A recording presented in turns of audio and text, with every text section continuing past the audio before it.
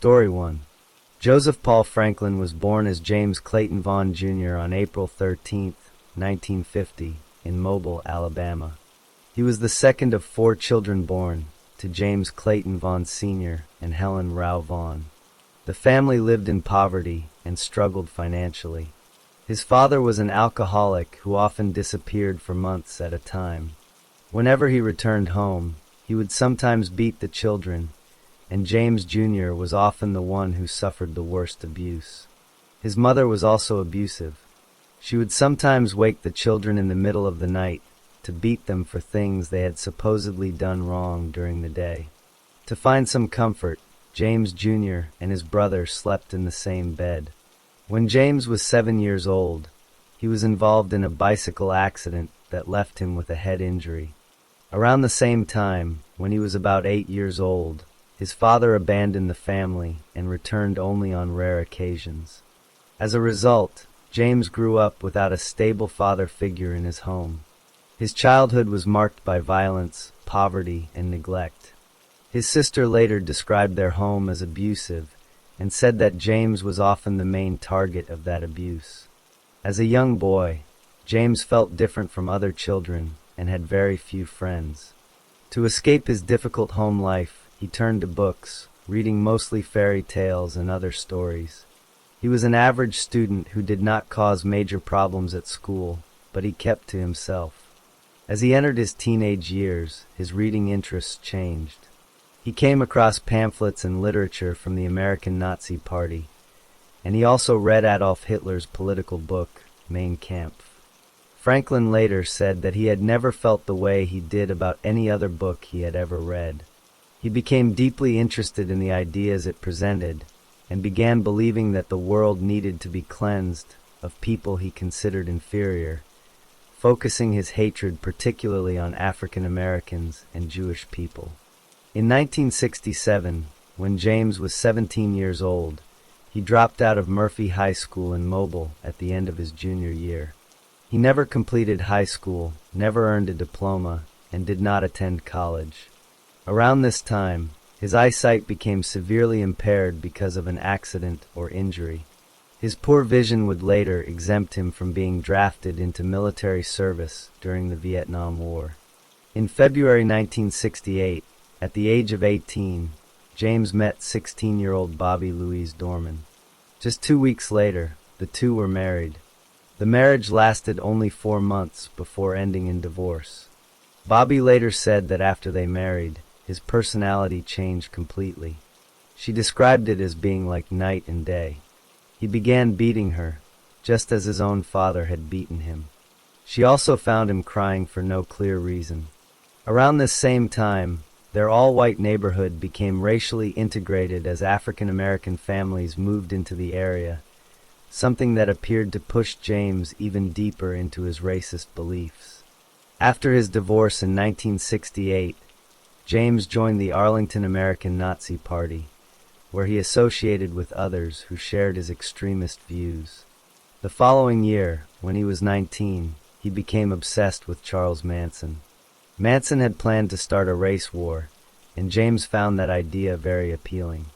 By 1970, at the age of 20, he had begun publicly insulting mixed-race couples, approaching them and directing hateful remarks at them. In 1972, he was convicted of carrying a concealed weapon in Fairfax, Virginia.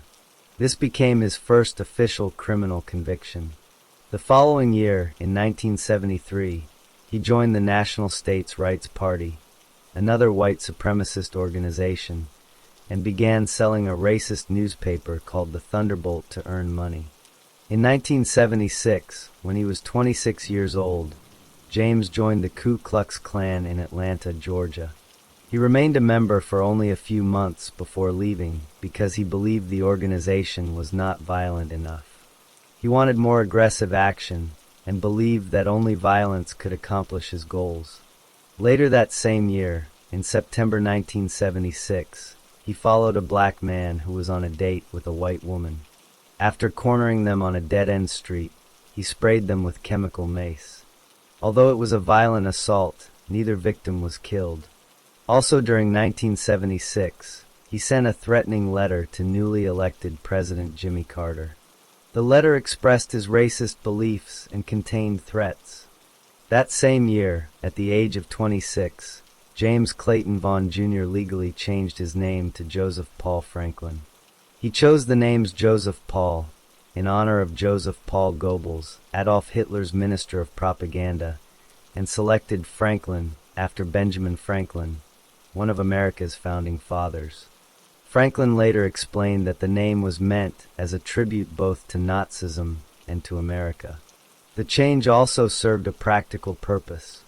He wanted to join the Rhodesian army, but his criminal record made acceptance difficult, so he believed a new identity might improve his chances. In the end, however, he never joined the Rhodesian army. In 1977, when he was 27 years old, Franklin briefly joined the Alabama National Guard, but he did not remain in the military for long.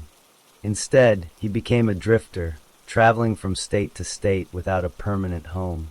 He supported himself through small crimes, including bank robberies, which helped pay for his travels and the weapons he collected. To avoid being identified, he used numerous false names, frequently changed cars, and dyed his hair so often that it nearly fell out. During this period, he believed he was preparing for a violent mission that was his purpose in life. He later said that he felt as though he was at war. In his mind, the survival of the white race was at stake, and he viewed his actions as a mission similar to a religious calling. By 1977, Franklin had already committed several bank robberies across different states and had attacked a mixed-race couple with mace. He was consumed by hatred and had surrounded himself with people and ideas that reinforced those beliefs.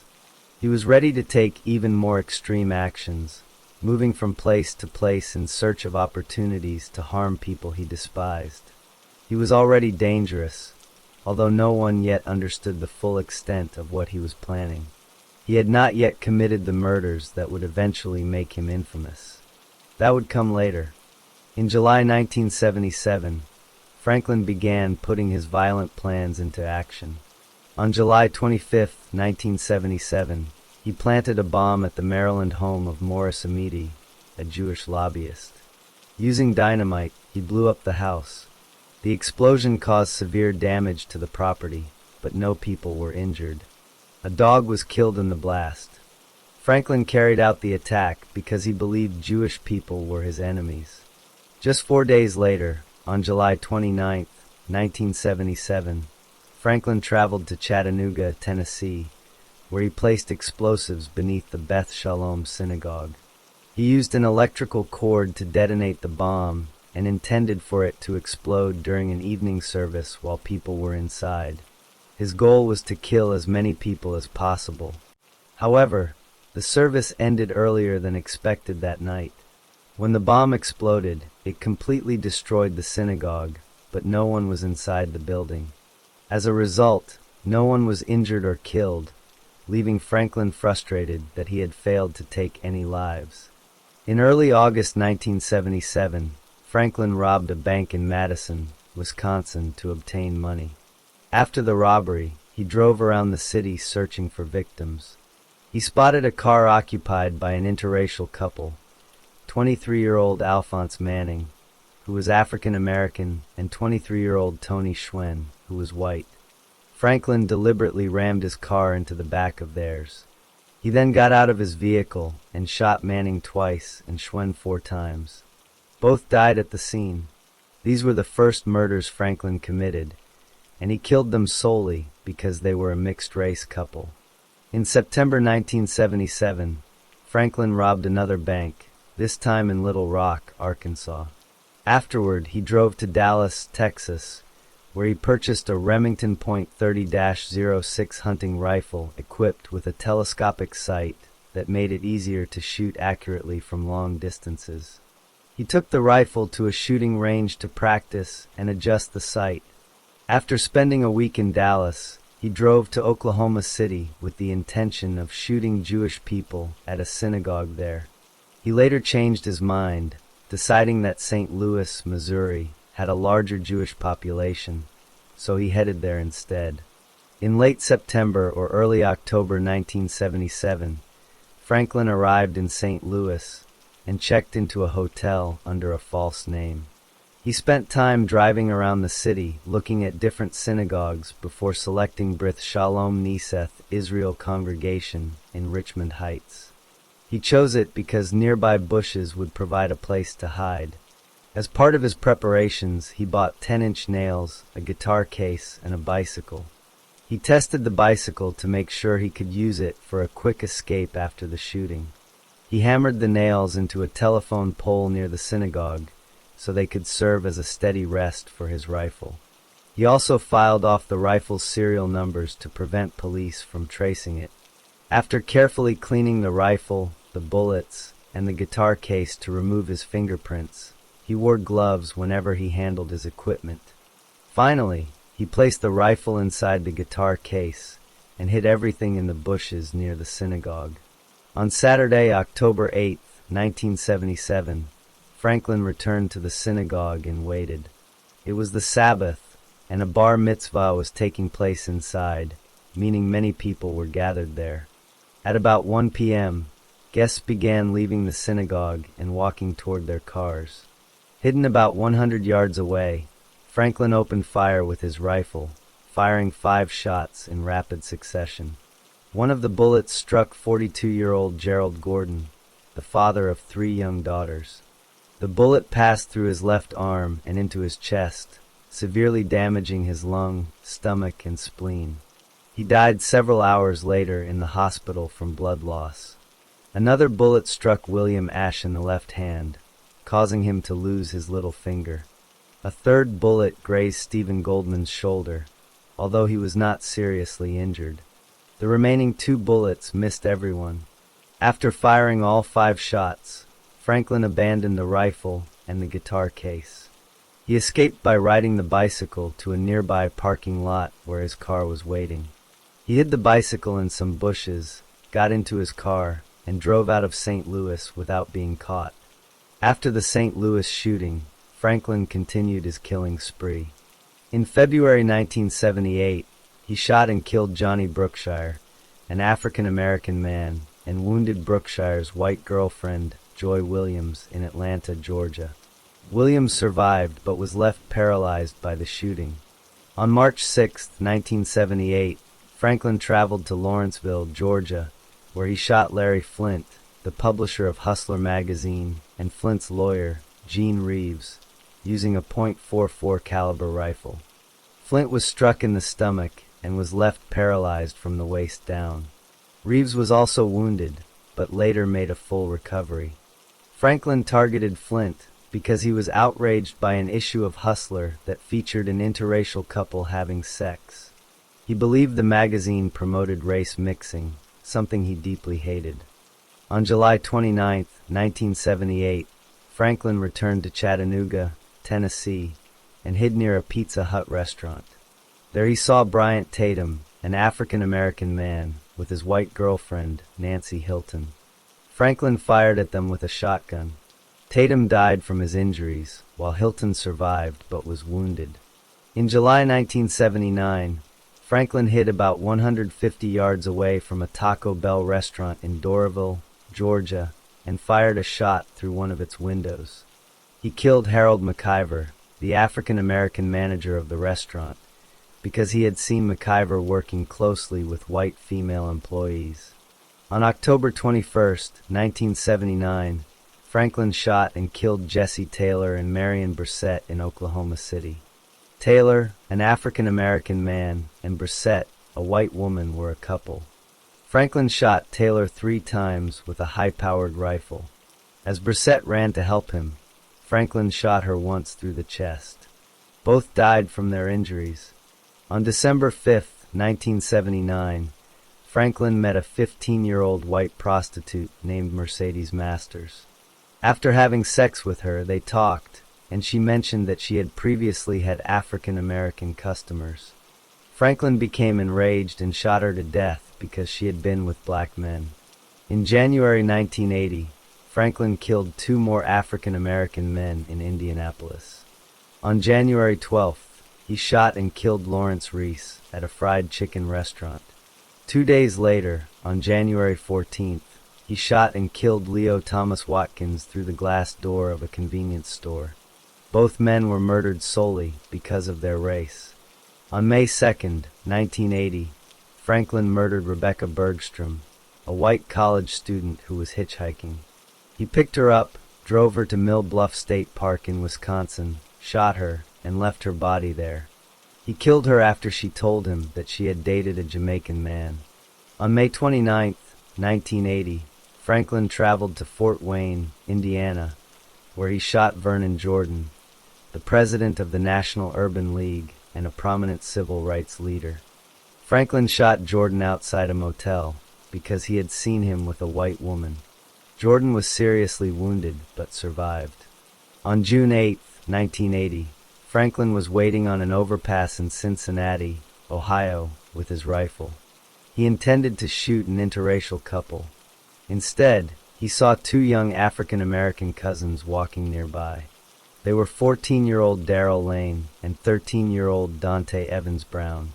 Franklin shot both boys multiple times. Lane died at the scene, while Brown died several hours later at the hospital. Franklin murdered the two children because of their race.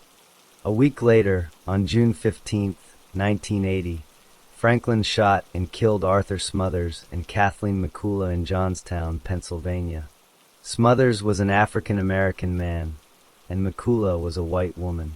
They were walking across a bridge together when Franklin used a shotgun to kill them because they were an interracial couple. On June 25, 1980, Franklin picked up two white hitchhikers in West Virginia, 19-year-old Nancy Santamero and 26-year-old Vicky Durian. He drove them to a remote area of Pocahontas County. During the drive, one of the women mentioned having a black boyfriend. Franklin stopped the car, pulled out his .44 Ruger pistol, and shot both women. They died at the scene.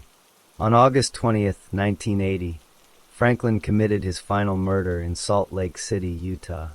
He saw two African-American men jogging with two white women in Liberty Park. The men were 20-year-old Ted Fields and 18-year-old David Martin. Franklin fired multiple shots from his rifle, hitting Fields 3 times and Martin 5 times. Both men died. One of the white women was also injured before Franklin left the park and drove away. This was the last murder Franklin committed. His killings spanned 3 years, from August 1977 through August 1980. During that time, he killed at least 20 people in multiple states. He also shot and wounded several others who survived, bombed synagogues, and robbed banks to finance his activities. Franklin believed he was fighting a war against African Americans and Jewish people. Despite the number of crimes he had committed, he had not been caught. He continued traveling freely from state to state, unaware that his crimes would eventually be uncovered. Franklin's crimes remained unsolved for many years because he was careful not to leave behind evidence. He always wore gloves, removed the serial numbers from his weapons, used fake names, and constantly moved from state to state, never staying in one place for very long. Police departments in different cities had no practical way to connect the shootings to a single person. However, Franklin's luck finally ran out in August 1980 after the murders in Salt Lake City. Investigators there began searching for a white man who had been seen near the park, and they had descriptions of both his appearance and his car. On September 25, 1980, Franklin was arrested in Florence, Kentucky, after he was found in possession of a stolen vehicle. He was taken to the local police station for questioning. While officers were interviewing him about the stolen car, one officer asked him about the Salt Lake City murders.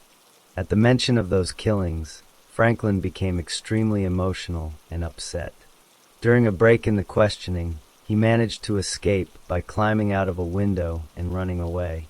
His escape triggered a nationwide manhunt, and police now knew they were searching for a very dangerous man. Franklin remained on the run for about a month before traveling to Florida to hide. On October 28, 1980, Franklin was captured again. He was at a blood bank in Lakeland, Florida, selling his blood when a nurse recognized a bald eagle tattoo on his arm. She had seen descriptions of a murder suspect with that distinctive tattoo and immediately contacted the authorities. The FBI arrested Franklin at the blood bank. This time, he did not escape. He was taken into custody and held without bail. After his arrest, Franklin was extradited to Salt Lake City, Utah, where he faced both federal and state charges for the murders of Ted Fields and David Martin. Federal prosecutors charged him with violating the victims' civil rights because he had murdered them because of their race. In March 1981, a federal jury found Franklin guilty of those civil rights violations, and he was sentenced to 2 consecutive life sentences in federal prison. Later that year, in September 1981, a Utah state court also found him guilty of first-degree murder for the same 2 killings. He received 2 additional consecutive life sentences and was sent to the federal maximum security prison in Marion, Illinois, to serve his sentences. Franklin soon became a target inside prison. In February 1982, only a few days after arriving at Marion, he was attacked by a group of African American inmates who stabbed him 15 times in the neck and abdomen. Although he survived the attack, he was seriously injured and was later placed in isolation for his own protection. Later in 1982, Franklin stood trial again, this time on federal civil rights charges related to the 1980 shooting of Vernon Jordan in Indiana. The jury found him not guilty, and he was acquitted. Despite that acquittal, Franklin later admitted that he had been the one who shot Jordan. Over the following years, Franklin continued confessing to additional crimes. In 1983, he partially confessed to shooting Larry Flynt in Georgia. In 1984, he confessed to the 1977 bombing of the Chattanooga synagogue, as well as the murders of Rebecca Bergstrom, Nancy Santamero, and Vicky Durian. In 1985, he was convicted in Wisconsin for the 1977 murders of Alphonse Manning and Tony Schwen and received 2 more life sentences. In 1986, he was convicted again in Wisconsin and received additional life sentences. He also confessed to killing Bryant Tatum in Tennessee and was given another life sentence for that murder. For 17 years, the shooting outside the St. Louis synagogue remained an unsolved case. Police had recovered the rifle, shell casings, and the guitar case, but they had never identified the gunman. That changed in 1994. While serving his life sentences at the federal prison in Marion, Illinois, Franklin asked to speak with an FBI agent because he wanted to confess. During the interview, he admitted that he had been the man who shot Gerald Gordon outside the synagogue in Richmond Heights, Missouri, in 1977. Franklin gave investigators a detailed account of everything he had done. He described buying the rifle in Dallas, scouting the synagogue, hiding the gun inside a guitar case, hammering nails into the telephone pole to steady his rifle, and escaping on a bicycle after the shooting. He even told the FBI that he wished he had killed 5 Jews with the 5 bullets he fired. Later, he repeated the confession during a videotaped interview with a Richmond Heights police officer. His admission finally solved the 17-year-old cold case. In 1997, Franklin went on trial in St. Louis County, Missouri, for the murder of Gerald Gordon. He chose to represent himself during the proceedings. Before the trial, psychiatrists evaluated his mental condition. One psychiatrist testified that Franklin was a paranoid schizophrenic and was not fit to stand trial, while another psychiatrist concluded that he was competent. The judge ruled that Franklin was competent to stand trial. Franklin presented very little defense. During his closing argument, he even urged the jury to sentence him to death, telling them that he would kill again if he were ever released. The jury needed only 39 minutes to find him guilty of capital murder. The following day, after just 65 minutes of deliberation, the jury decided that he should receive the death penalty. The judge then sentenced him to death by lethal injection. After the trial, Franklin initially waived his right to appeal. He wrote a letter to the Missouri Supreme Court asking the court to schedule his execution as soon as possible. He later changed his mind and filed appeals instead. His attorneys argued that he was mentally incompetent and should not be executed. The Missouri Supreme Court reviewed the case, upheld his death sentence, and also completed the proportionality review required by law, concluding that the sentence was not excessive when compared with similar cases. Franklin's execution was scheduled for November 20th, 2013. In the weeks leading up to the execution, several legal challenges were filed. His attorneys challenged Missouri's execution protocol after the state switched to a single drug method using pentobarbital. The drug was to be supplied by a compounding pharmacy whose identity was kept confidential. Franklin's lawyers argued that this could result in a painful execution. They also argued that Franklin was mentally incompetent and did not understand that he was going to die. On the day before the execution, 2 federal judges issued stays. One was concerned about the new execution drug, while the other questioned Franklin's mental competence. The Missouri Attorney General appealed both decisions, and the federal appeals court overturned both stays. Early on the morning of November 20th, 2013, the U.S. Supreme Court also declined to stop the execution, allowing it to proceed. On November 20th, 2013, at 6:07 a.m., Franklin was executed by lethal injection at the Eastern Reception Diagnostic and Correctional Center in Bonne Terre, Missouri. He refused a final meal, choosing instead to fast. He also declined to make a final statement and remained silent in the execution chamber. Wearing his glasses with his hair combed behind his ears, he blinked several times, breathed heavily, and then stopped breathing. At 6:17 a.m., he was pronounced dead at the age of 63. Franklin became the first person executed in Missouri in 3 years, and the first in the state to be executed using only pentobarbital. He had been convicted of 8 murders and had confessed to many more. Over the years, he received multiple life sentences as well as 1 death sentence. His victims' families had waited decades for justice. Gerald Gordon's widow and their 3 daughters lived with the pain of his murder for 36 years before Franklin was finally executed. The families of his other victims also endured years of uncertainty and loss. In the end, Franklin was executed for the murder he committed in St. Louis, but many of the other families he had devastated never saw him face justice for their specific losses. His execution brought the final chapter to a long and violent story that affected people across the United States. Franklin's reign of terror was finally over.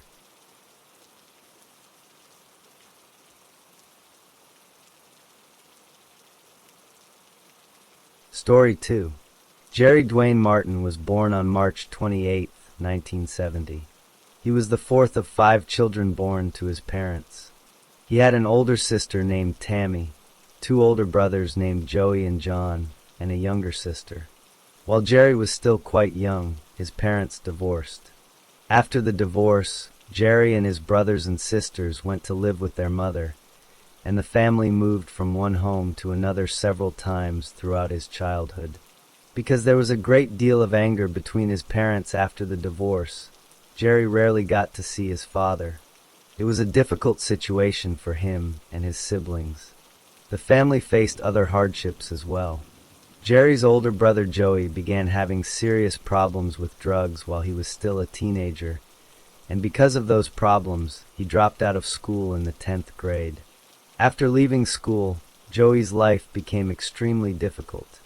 He often had nowhere suitable to live and spent time staying in ditches or out in the woods. When Joey was 18 or 19 years old, he died in a fire. His death had a profound effect on Jerry. Before losing his brother, Jerry had been described as a happy and carefree child who enjoyed life. After Joey's death, however, people who knew him noticed that his personality had changed. When Jerry was just 11 years old, he tried to end his own life by shooting himself. Although it was a very serious incident, he survived. Not long afterward, during his early teenage years, he began using drugs and alcohol. His substance abuse became such a serious problem that his mother could no longer manage it, so she sent him to live with his father. Despite those efforts, Jerry never finished high school. He left school before graduating and continued to struggle with both his behavior and his addictions.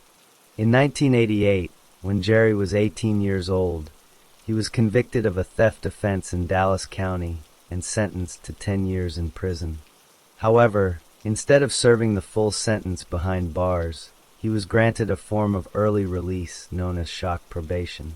As part of the program, he attended a military-style boot camp, spending time in that structured environment rather than in a regular prison. After completing the program, he was released back into the community. Following his release, Jerry moved to Nevada to live with his older brother John, who had moved there with his wife a few years earlier and was working on a ranch. After arriving in Nevada, Jerry found a job as a cook in a casino. Even though he had started over in a new place and had steady work, he continued to struggle with drug and alcohol addiction. Those addiction problems led to more trouble with the law, and he served time in jail in Nevada before eventually returning to Texas. On August 15, 1994, police were called to Jerry's mother's home after a domestic disturbance in which shots had been fired. When a deputy sheriff arrived, he saw 2 or 3 people standing outside the house. Jerry then got into a red truck and sped away. Police began chasing him, and the pursuit quickly became dangerous. Jerry drove at high speeds along a two-lane country road and even cut through yards beside people's homes. During the chase, officers saw him waving a gun through the back window of his truck. Gunfire was exchanged between Jerry and the pursuing officers. Eventually, Jerry turned off the road into a cornfield and stopped his truck so that it faced back toward the road. He then got out and held a gun to his own head. A standoff followed and lasted for several hours. Many officers responded to the scene, including police negotiators and sharpshooters. The officers had been ordered not to return fire, even if Jerry fired his weapon. A sheriff's negotiator, protected by a bulletproof shield, tried to persuade Jerry to surrender and put down his gun. Jerry threatened to kill the negotiator before firing a shot that came very close to him. He fired several more shots, and one of them narrowly missed another officer. At one point, Jerry even put the gun into his own mouth. Despite the tense situation, police eventually arrested him without anyone being harmed. Jerry was charged with 2 counts of attempted capital murder and 1 count of aggravated assault. However, his uncle posted bond, allowing him to be released from jail while he waited for his court date. Instead of returning to court to face the charges, Jerry chose to flee Texas and failed to appear for his hearing. Because he did not return, he was also charged with failure to appear. Jerry remained away from Texas for several years before he was finally arrested in Kansas in 1997. After his arrest, he was returned to Texas to face all of the charges against him. At trial, Jerry was convicted for the crimes connected to the 1994 incident. He received 4 sentences that were ordered to run at the same time. He was sentenced to 50 years for 1 count of attempted capital murder, 40 years for the 2nd count of attempted capital murder, 10 years for aggravated assault, and another 10 years for failure to appear. As a result of those convictions, Jerry was sent to the Texas Department of Criminal Justice to serve his prison sentence. He was housed at several prison units before eventually being assigned to the Wynn Unit in Huntsville, Texas, a facility where inmates could be assigned to work on farm details outside the main prison fence. While at the Wynn Unit, Jerry met another inmate named John Ray Falk Jr. The 2 men became friends and were often assigned to the same work details. By that point, Jerry had served about 12 years of his combined sentences, but he still had many years remaining before he would become eligible for release. The reality of spending so much more time behind bars weighed heavily on him. He felt overwhelmed by the years that still lay ahead and began thinking about what it would be like to be free again. Knowing he did not want to spend the rest of those years in prison, he started considering ways he might be able to escape. Jerry and John Falk were assigned to work in a vegetable patch outside the prison fence, using hoes and other tools to tend onions and other crops. Because Jerry had worked there for some time, he knew the area around the work site well. He had noticed that trucks were parked nearby at a city service center and that they were left in the same place every day with their keys still inside. Jerry began thinking about using one of those trucks as part of an escape plan from the prison work detail. He also knew that guards on horseback watched the inmates, but he believed he might be able to overpower one of them and take a weapon. As the idea of escaping continued to grow in his mind, he discussed it with his friend John Falk, and together they began talking about how they might carry out their escape from the prison. On the morning of September 24th, 2007, Jerry Martin was an inmate at the Wynn Unit Prison in Huntsville, Texas. That day, he was assigned to a work squad whose job was to hoe and aerate an onion patch located outside the prison's main fence.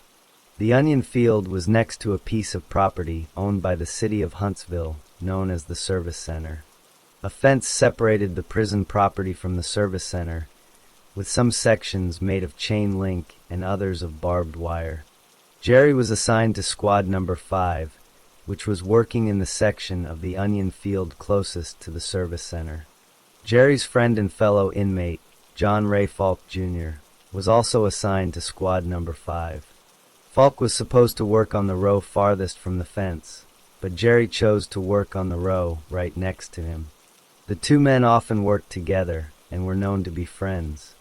The officer supervising their squad was Officer Joe Jeffcoat, who patrolled on horseback and carried a .357 revolver loaded with 6 bullets. Other guards were also present, including a supervising sergeant on horseback and another officer, known as the High Rider. The High Rider patrolled on the service center side of the fence and served as the last line of defense against escape attempts. On that day, the High Rider was Officer Susan Canfield. She was 59 years old, an experienced rider and correctional officer, and she carried a .357 revolver with 6 bullets, as well as a .223 rifle loaded with 4 rounds. After the work squad had been in the field for some time, Jerry put his plan into action. He walked over to Officer Jeffcoat and told him that his watch had broken, asking if the officer would hold it for him. Jeffcoat agreed. Jerry then moved about 20 feet away. A moment later, Jeffcoat heard a noise to his left and turned to see Falk walking toward him from the opposite side. When Jeffcoat turned his attention back to Jerry, Jerry was already beside him and reaching for his .357 revolver. The two immediately began struggling over the weapon, and Jeffcoat shouted for help. Falk rushed over and began pushing Jeffcoat off his horse. During the struggle, Jeffcoat fell from the horse and landed on top of Jerry. As they fell, Jerry managed to pull the revolver free. Jeffcoat tried to wrestle the gun away from him, but Falk stepped in to help Jerry. Jerry then tossed the revolver to Falk. Jeffcoat released Jerry and went after Falk instead, but Falk pointed the stolen revolver directly at him. At that moment, Jeffcoat heard his supervising sergeant yell for him to get down on the ground. Jeffcoat immediately obeyed and lay down. Jerry and Falk then ran through the barbed wire fence and onto the service center property. Because Falk was carrying the stolen revolver, the guards focused their attention on him while Jerry ran in a different direction. The supervising sergeant fired 2 shots at Falk, but he ran behind some equipment and both shots missed. Guards from 2 other work squads also fired at Falk, but they missed as well. Officer Susan Canfield, serving as the High Rider, then engaged Falk in a gunfight. She rode toward him while firing her revolver and emptied all 6 rounds. Once her revolver was empty, Falk ran toward her. Canfield was attempting to remove her rifle from its holder on the horse when Falk reached her, and the two struggled over the weapon. She tried to turn her horse away from him, but Falk jammed the stolen revolver into her ribs. At that point, Canfield stopped resisting, and Falk took her rifle before backing away from her and the horse. While that gunfight was taking place, Jerry ran to the service center sign shop. Parked outside was a 1-ton flatbed pickup truck with toolboxes mounted along its sides. Larry Horstman, who worked at the sign shop, always parked the truck about 10 feet from the shop door and routinely left the keys inside. Jerry climbed into the truck, started the engine, and pushed the accelerator all the way to the floor. The truck sped directly toward Officer Canfield and her horse. Witnesses described it as traveling as fast as it could go, with the engine running at high RPMs. Jerry did not brake, and he did not swerve to avoid Canfield. Investigators later determined that there was more than 40 feet of clear space on either side of her where he could have driven around without making contact. Instead, Jerry drove straight into Canfield and her horse with full force. The impact threw both Canfield and the horse onto the hood of the truck. Canfield's back and shoulders slammed into the windshield, and her head struck the roof of the truck before she was thrown into the air. She landed heavily on her head, shoulder, and neck. The collision caused a catastrophic skull fracture that extended from ear to ear. The injury was unsurvivable, and Officer Susan Canfield died at the scene.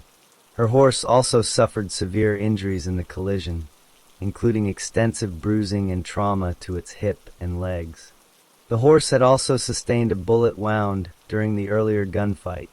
Because of the severity of its injuries, it had to be euthanized. After striking Officer Canfield and her horse, Jerry stopped the truck and Falk climbed into the passenger seat.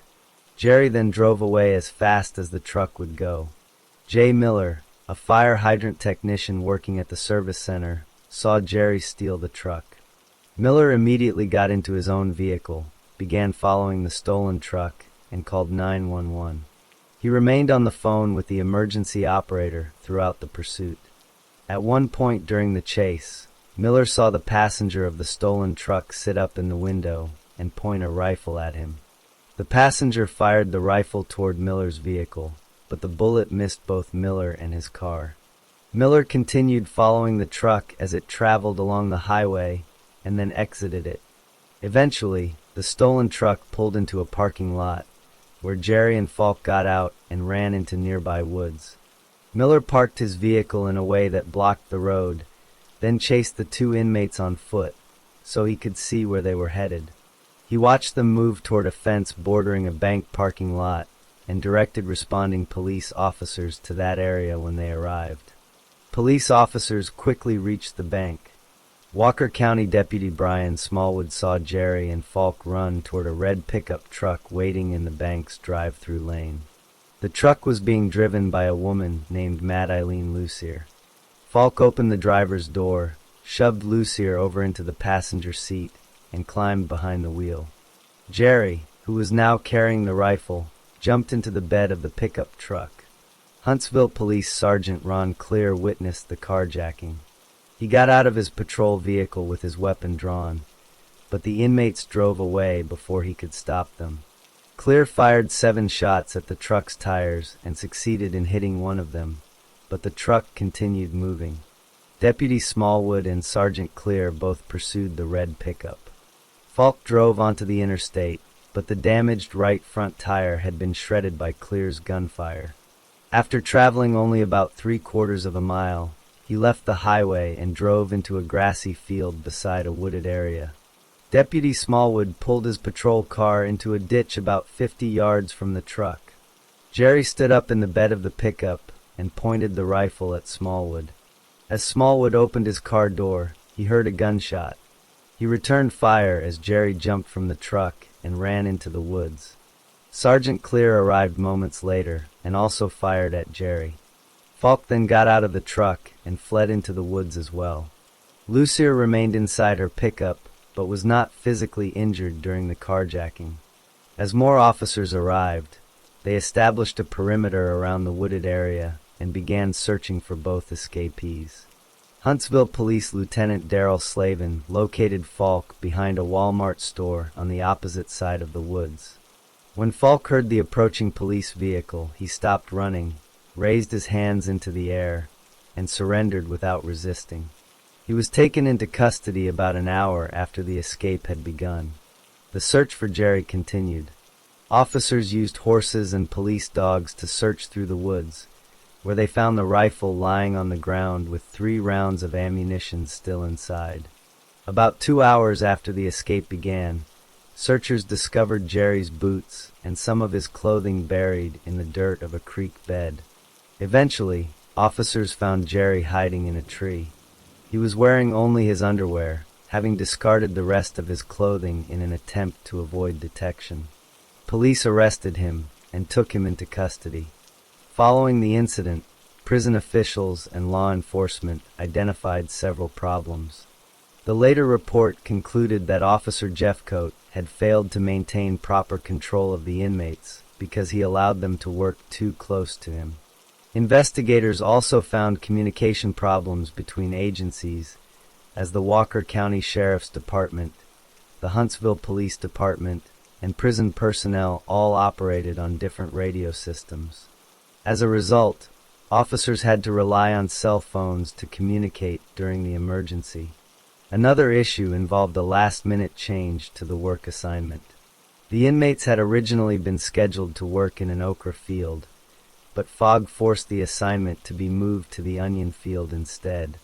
Because of that change, Officer Canfield was issued the wrong type of weapon.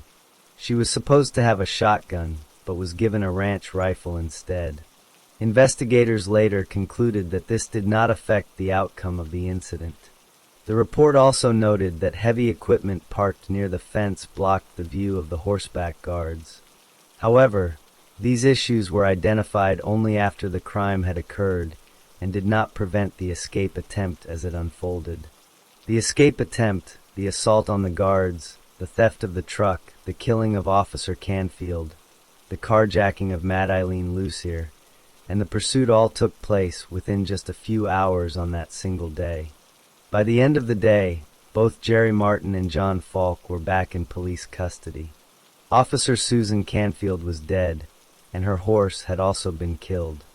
After Jerry Martin and John Falk were captured, police and prison officials began a formal investigation into everything that had happened. Their first priority was documenting the crime scene at the service center parking lot. Investigators photographed the area where Officer Susan Canfield had been struck by the truck, took measurements, and examined the stolen vehicle for damage. The truck had significant dents, along with heavy damage to the windshield and roof where Canfield's body had struck it. Investigators also collected physical evidence from the onion field, the fence line, and the wooded area where the 2 inmates had hidden. The autopsy on Officer Canfield was performed by Dallas County Medical Examiner Dr. Tracy Dyer. Dr. Dyer determined that Canfield had died from a severe hinge fracture to her skull that extended from one ear to the other across the top of her head. She explained that this type of injury is caused by an enormous amount of force and is not survivable.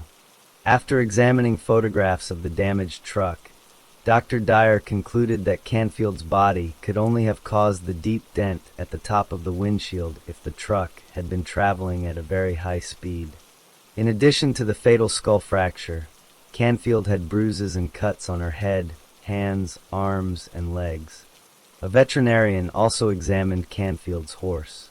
The horse had suffered extensive trauma to its hip and legs after being struck by the truck, and it had also sustained a bullet wound during the earlier gunfight with John Falk.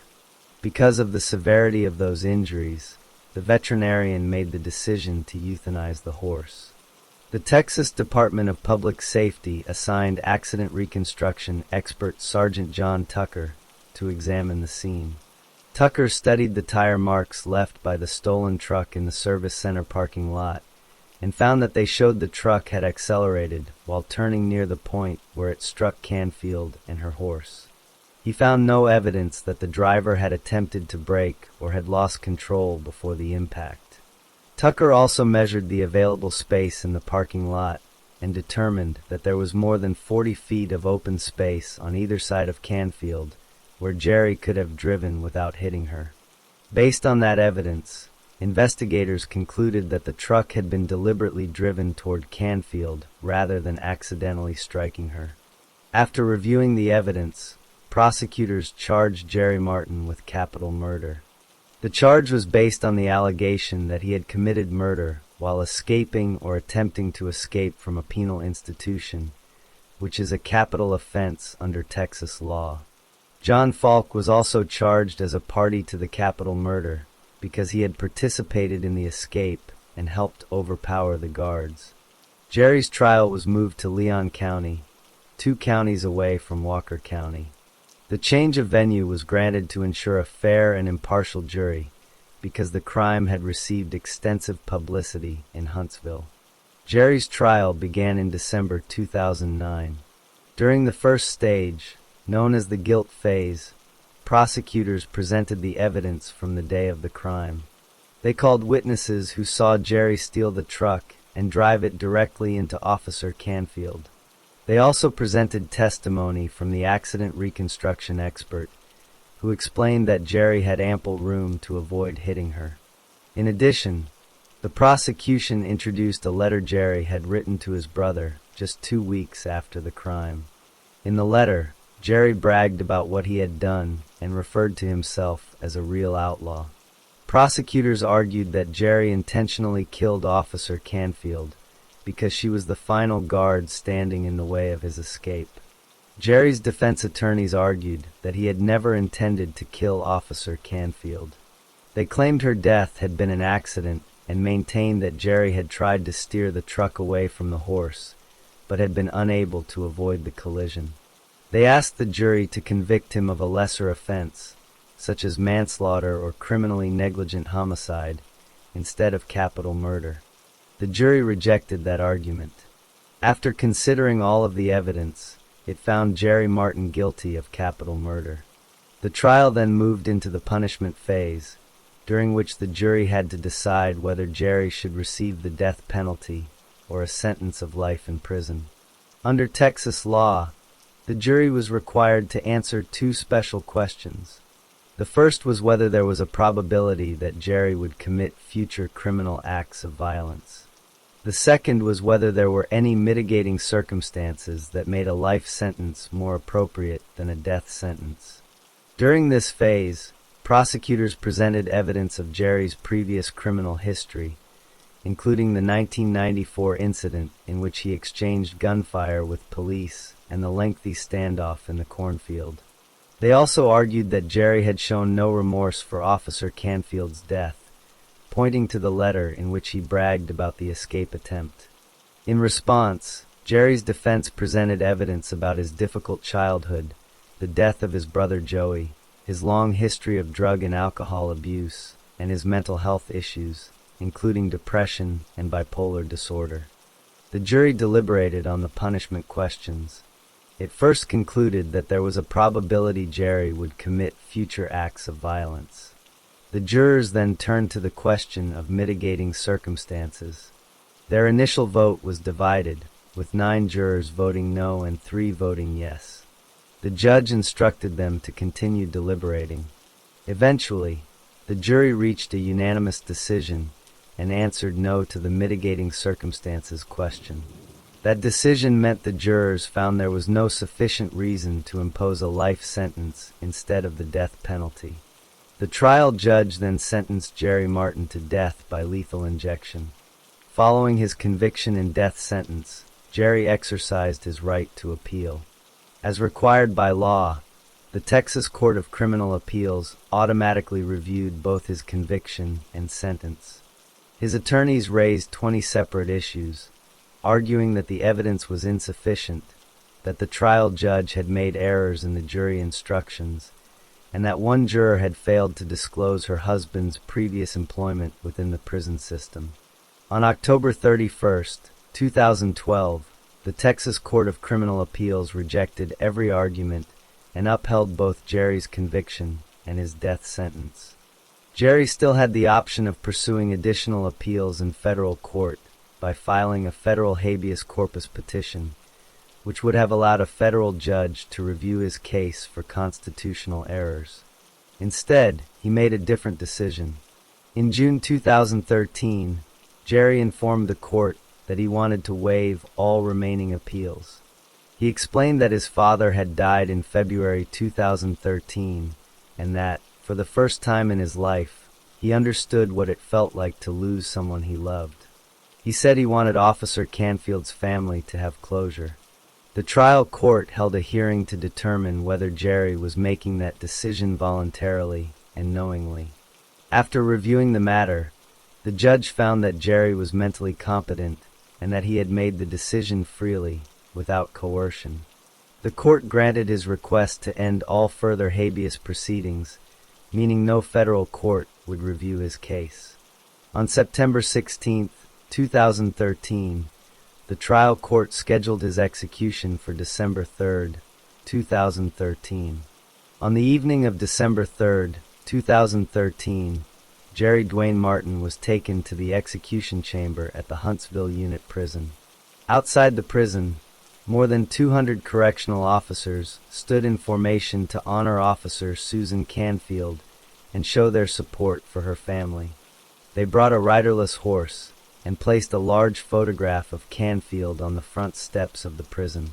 Inside, Canfield's husband, Charles Canfield, and her daughter watched the execution through a viewing window, while Jerry's brother and friends watched from a separate viewing room. Jerry was strapped to a gurney and given the opportunity to make a final statement. Speaking directly to the Canfield family, he said, "I would like to tell the Canfield family I'm sorry. I'm sorry for your loss. I wish I could take it back, but I can't. I hope this gives you closure. I did not murder your loved one. It was an accident. I didn't mean for it to happen, but it happened. I take full responsibility." He then addressed his brother and friends, saying, "You know I'm at peace. God is the ultimate judge. He knows what happened." After Jerry finished speaking, the lethal injection process began. Jerry Dwayne Martin was pronounced dead at 6:27 p.m. that evening. After the execution, Charles Canfield spoke with reporters. He said he had heard Jerry's apology, but did not believe it was sincere. He stated that Jerry had been escaping from prison and that Texas law recognizes capital murder to punish crimes committed under those circumstances. Charles expressed relief that justice had been carried out. Matt Eileen Lucier, the woman whose pickup truck had been carjacked during the escape, also attended the execution. She said she needed to see Jerry die so that her mind would finally accept that he was gone and that she no longer had to live in fear. She said the experience had helped her find closure. Meanwhile, John Ray Falk Jr., Jerry's accomplice, was still awaiting trial on his own capital murder charge. However, in January 2013, the judge declared a mistrial after a dispute over the jury instructions caused a 55-day delay in the proceedings. The judge then recused himself from the case. A new judge was assigned, and Falk was scheduled to face a new trial. Jerry's execution brought the legal process for the primary perpetrator to a close, while Falk's case continued separately. The murder of Officer Susan Canfield and the execution of Jerry Martin ultimately brought to an end the legal proceedings that began on September 24, 2007. The case was fully resolved, leaving both the victim's family and the perpetrator's family to live with the lasting consequences of that day's events. Jerry Dwayne Martin was the 16th and final person executed in Texas during 2013.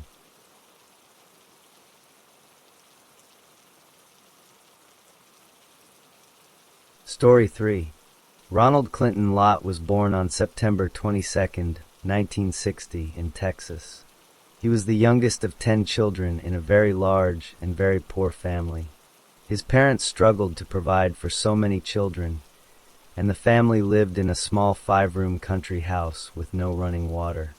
They often did not have enough food to eat, So from a very young age, Ronald learned what it meant to live without basic necessities like warm meals and clean clothes. His father was a strict and unloving man who showed little warmth or kindness to his children. Instead, he relied on harsh physical punishment, often beating them with large switches for even small mistakes, and at times for no clear reason at all. Home was not a safe or happy place. Because of this, most of Ronald's older brothers and sisters left as soon as they were able, usually around the age of 15, simply to escape their father's anger. Ronald grew up watching his siblings leave one by one. When Ronald was about 10 years old, his mother finally made the difficult decision to leave his father. She took Ronald and one of his sisters with her, and they moved to Lawton, Oklahoma, where they lived for about a year before moving again to Oklahoma City. There, Ronald's mother worked extremely hard, often holding 2 jobs at the same time just to pay the bills. As a result, she was rarely at home. By the time Ronald was 11 years old, he was left alone most of the time, with no one to supervise or guide him. Without that support, he began making bad choices and started experimenting with drugs and alcohol at a very young age. When Ronald was 12 years old, his mother kicked him out of the house because he kept getting into trouble.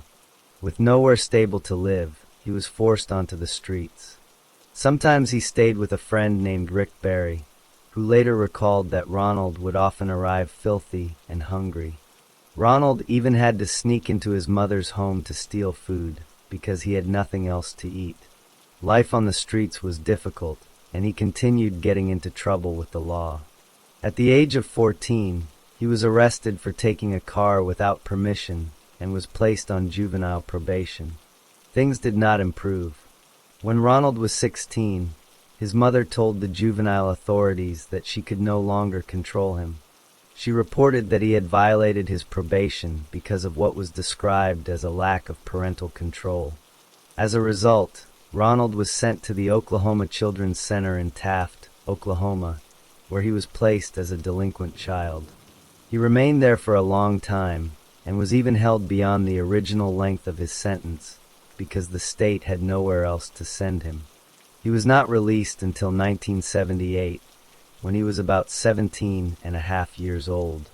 His time at the center did little to help him. Later investigations would reveal that the facility had serious problems, including the mistreatment of children held there, but Ronald had no other place to go. After his release, Ronald returned to Oklahoma City and found work in landscaping and other manual labor jobs. Because he had little education, he struggled to maintain steady employment. He also continued drinking heavily. He had begun drinking every day when he was only 15 years old, and the habit continued into adulthood. He also used marijuana from time to time. Although he had a few relationships with women, none of them lasted. He had a daughter with a woman named Donna Burton, but their relationship ended around 1984 or 1985. After that breakup, Ronald became increasingly isolated. He had few close friends, kept to himself, and continued drinking. By then, he had already had several encounters with the law, but nothing in his past had prepared anyone for what would happen next. On the night of September 2nd, 1986, Anna Laura Fowler was alone inside her home in Oklahoma City. She was 83 years old and lived by herself. Her house was located on the south side of the street, on a corner lot. Sometime after 10:30 p.m., someone approached the home and went to the back of the house. The person cut through the screen on the back door and used that opening to enter the house. Once inside, the attacker assaulted Mrs. Fowler. He used force to overpower her before raping her. However, the attack did not end there. He also severely beat her. She suffered bruises across her face, arms, and legs, as well as injuries to her wrists, hands, eyes, lips, and cheeks. The attacker used a cloth with a knot in it to tie her hands together. He also broke her ribs. Evidence from the investigation later suggested that he had sat on her chest during the attack, which caused the rib fractures. After the rape and the beating, the attacker killed her. Mrs. Fowler died from asphyxiation, meaning she was suffocated. Investigators later determined that a pillow had been placed over her face. He left her body on her bed, and the following morning, on September 3rd, her grandson came to check on her and found her dead. For months later, another elderly woman was attacked. Her name was Zelma Cutler, and she was 93 years old. She also lived alone, and her home was directly across the street from Mrs. Fowler's house. Like Mrs. Fowler's home, Mrs. Cutler's house was located on a corner lot on the south side of the street. The attack happened during the early morning hours of January 11, 1987. The attacker used methods very similar to those in the first case. Before entering the home, he cut the power by going to the breaker box and turning off the electricity. He then cut the phone wire outside the house, preventing Mrs. Cutler from calling for help and leaving the home without working lights. After doing this, he entered through a rear door. During the assault, he used a pillow. He beat Mrs. Cutler, leaving bruises on her arms and legs. He also fractured her ribs, again likely by sitting on her chest. He raped her vaginally, attempted to rape her anally, and forced oral sex on her. After the assault, he killed her in the same way as the first victim. Mrs. Cutler died from asphyxiation. Police found her body on her bed later that day. The crime scene was similar to Mrs. Fowler's case, and a knotted rag was found near her body, just as it had been in the first murder. In both cases, the attacker did not take anything valuable. The homes were not ransacked, and there appeared to be no interest in stealing property. The main purpose of the break-ins appeared to be the sexual assaults. Both victims were white, elderly women who lived alone. Both were attacked inside their homes at night, and neither woman was physically able to effectively fight back because of her age and weakness. In both attacks, the offender entered through a rear entrance by cutting the screen on the back door. He also used pillows to suffocate the women after the rapes were completed. The attacks did not end there. While police were still investigating the two murders, two more elderly women were attacked in the same neighborhood. The first occurred on March 22, 1987. The victim was Grace Marshall, an elderly woman who lived alone in her home. The attacker entered through the back door after cutting the screen. He also turned off the electricity at the breaker box before entering. He beat Grace Marshall and raped her. She suffered injuries similar to the previous victims, including bruises and rib fractures. However, unlike Mrs. Fowler and Mrs. Cutler, Grace Marshall was not killed. The attacker left her alive. The second attack happened on May 7, 1987. The victim was Eleanor Hoster, another elderly woman who lived alone. Her home was located within 3 miles of the other victims' homes. The attacker followed the same pattern. He entered through the back door after cutting the screen, turned off the electricity at the breaker box, and assaulted her. He beat her and raped her, using a pillow to subdue her just as he had done in the other cases. However, once again, he did not kill his victim. Eleanor Hoster survived the attack. All 4 crimes occurred within an 8-month period. The first 2 victims were murdered, while the final 2 women survived. In every case, the attacker followed a very similar pattern. He targeted elderly women who lived alone. He chose homes located on corner lots and entered through the back of the houses. He cut screens, disabled electricity, used pillows and knotted rags, beat his victims, and caused rib fractures. He raped them vaginally, and in some cases, he also committed oral and anal rape. The main difference between the attacks was that 2 women were killed while 2 survived. At the time these crimes happened, police recognized the similarities and believed the same person was responsible for all 4 attacks. However, they did not yet know the identity of the attacker. The offender appeared to know the neighborhood well. During the first 2 murders, he was living with his mother or sister near the homes of the victims. Later, during the attacks on Grace Marshall and Eleanor Hoster, he was living with his brother near the locations of those victims. Each time, he attacked under the cover of darkness, either late at night or during the early morning hours. He did not leave behind any clear evidence that revealed his identity to investigators at that time. However, the pattern of his actions was clear. He was choosing victims who were among the most vulnerable people he could find. For many months after the murders of Anna Laura Fowler and Zelma Cutler, police believed they had identified the person responsible. That man was Robert Lee Miller, Jr. He had been arrested and questioned by investigators, and during his interviews, he made statements that appeared to show he knew details about the crimes that only someone present at the scenes should have known. Because of these statements, police focused their investigation on him. In May 1988, Miller was convicted of the rapes and murders of both elderly women. He was sentenced to death and spent years in prison, including 7 years on death row, waiting for his execution. However, Miller continued fighting his conviction through the appeals process. During that time, a new scientific method became available that would change the case: DNA testing. Miller's attorneys requested that DNA testing be performed on evidence collected from the crime scenes. The tests were carried out in the early 1990s, and the results were clear. The DNA from the semen found inside the 2 murdered women did not match Robert Miller. He was completely excluded as the source of that DNA. This meant Miller could not have been the person who raped the women.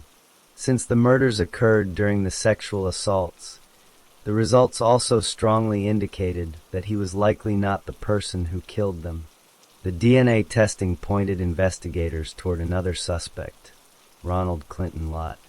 At the time the tests were performed, Lott was already in prison. He had been convicted of raping 2 other elderly women, Grace Marshall and Eleanor Hoster, in 1987. He had pleaded guilty to those crimes and was serving 2 25-year sentences. With the new DNA evidence connecting Lott to the Fowler and Cutler murders, authorities had a new suspect. Robert Miller was released from prison in 1998 after serving 11 years for crimes he did not commit. The state dismissed the charges against him. The investigation then turned toward Ronald Clinton Lott. On March 10, 1995, before Miller's exoneration was complete, charges had already been filed against Lott for the 2 murders. However, those charges were dismissed in January 1996 while investigators continued working on the case. Then on March 19, 1997, the state filed new charges against Lott. He was charged with 2 counts of first-degree murder for the deaths of Anna Laura Fowler and Zelma Cutler, as well as the rapes connected to those crimes. The case moved slowly through the court system because of numerous delays. Some delays occurred because the defense needed more time to prepare, while others happened because the state needed additional forensic testing. At the time, DNA science was continuing to develop, and both sides wanted the most accurate testing possible. At one point, a newer type of DNA analysis, known as mitochondrial DNA testing, was performed on hair samples. This process required additional time. The first trial began on October 29, 2001, but it did not reach a conclusion. During the trial, a problem emerged when the medical examiner revealed that he had evidence in his possession that had never been tested. The state requested additional time to examine this newly discovered evidence. The defense requested a mistrial. The state agreed to the mistrial, but only under certain conditions involving the chain of custody of the evidence. The defense accepted those conditions, and the mistrial was granted. A new trial was scheduled for December 3, 2001. The second trial began on that date. The prosecution presented the DNA evidence to the jury. The DNA from the semen found inside Mrs. Fowler matched Ronald Clinton Lott's DNA profile. The probability of the DNA belonging to someone else by chance was extremely low, approximately 1 in 157 quadrillion. The DNA recovered from Mrs. Cutler's body also matched Lott. Robert Miller was excluded as the source of the DNA. The prosecution also presented evidence about the other 2 rapes Lott had committed. They argued that the similarities between all four attacks showed that the same person was responsible for each crime. The defense argued that Robert Miller could still have been the actual killer, even though he was not the rapist. They pointed to Miller's earlier statements and argued that he had revealed details about the crimes that suggested he knew what happened. However, the evidence against Lott was strong. After deliberating, the jury found Ronald Clinton Lott guilty on both counts of first-degree murder. The trial then moved into the penalty phase, where the jury had to decide whether Lott should receive the death penalty. The prosecution argued that aggravating circumstances existed. They claimed the murders were especially heinous, atrocious, or cruel.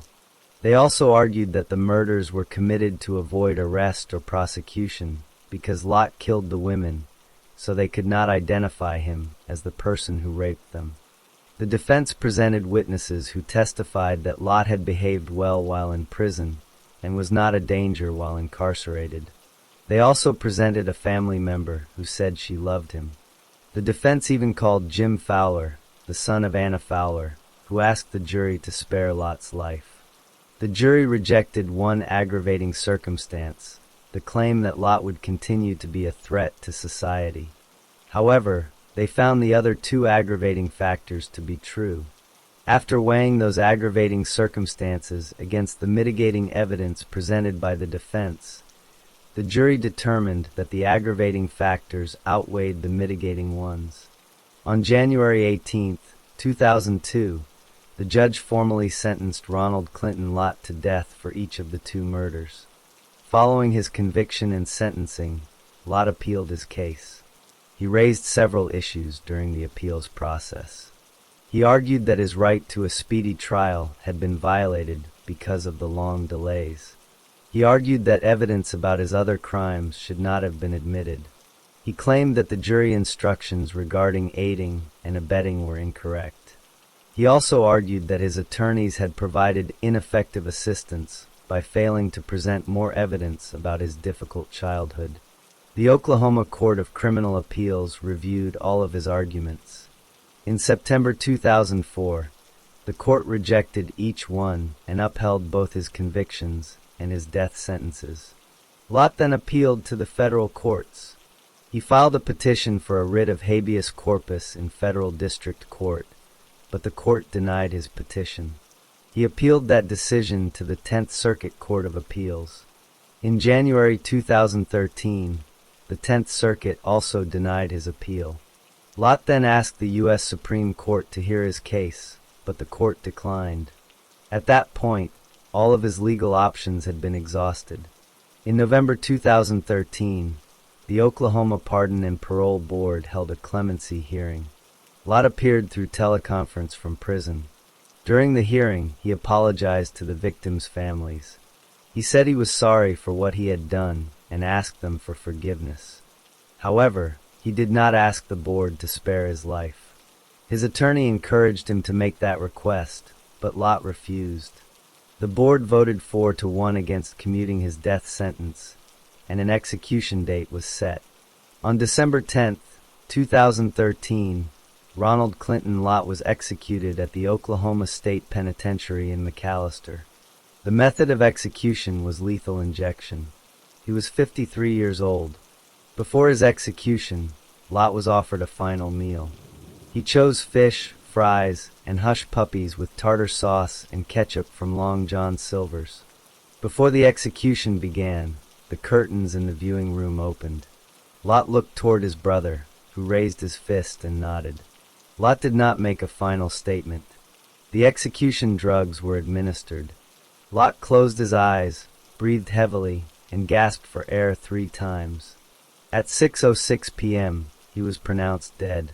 He became the 37th person executed in the United States in 2013 and the 106th person executed in Oklahoma since 1976. Jim Fowler, the son of Anna Fowler, had earlier asked the board to let Lott remain in prison for life, saying he wanted him to rot in his cell. But the state carried out the death sentence instead. The case was finally closed, but the families of the victims were left with the permanent loss of Anna Laura Fowler and Zelma Cutler. Ronald Clinton Lott was buried in a prison cemetery, with his name forever connected to the brutal crimes he committed.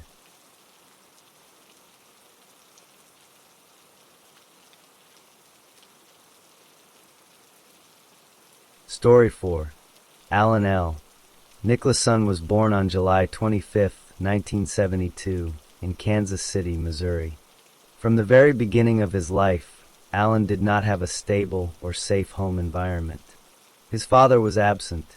Alan never knew his father, and his father never played any role in raising him. As a result, Alan grew up in a household where only his mother was present, but his mother had many serious problems that made it extremely difficult for her to properly care for a child. Alan's mother worked as a stripper, and she also suffered from mental illness. Doctors who examined her later determined that she had serious mental health problems. Along with her mental illness, she was also addicted to heroin. She injected the drug, and Alan witnessed her doing this when he was a child. Watching his mother shoot up heroin became a normal part of his childhood. Because of her addiction and her mental state, she was unable to provide him with proper food, care, or stability. Alan later recalled that there were times when he had to eat Alpo dog food for dinner because there was nothing else available in the house. His mother also brought many different men into their home. These men were her boyfriends and other men she met, and many of them were abusive toward Alan. They physically hurt him, and one of these men burned Alan with something hot. He carried the scar from that burn for the rest of his life. The abuse continued in other ways as well. At one point, his mother forced him to fight a Doberman dog for money. She made her young son fight a large and aggressive dog so that she could earn some cash. This was the kind of unsafe and cruel environment Alan experienced during his childhood. Because of the trauma and neglect he experienced, Alan developed serious mental health problems of his own. He was diagnosed with bipolar disorder, a condition that causes extreme mood swings and can make it difficult for a person to control their emotions and behavior. Alan's problems became so severe that he could not remain in his mother's home for long periods of time. He was removed from the home on multiple occasions and lived on and off in homes for boys and institutions for his mental illness. These places were intended to provide him with help and treatment, but he continued moving back and forth between those facilities and his mother's home. As he grew older, Alan also began getting into trouble with the law. He committed petty crimes, which were smaller or minor offenses, and because of these crimes, he was sent to boys' homes. He also began having violent outbursts, and his criminal record continued to grow.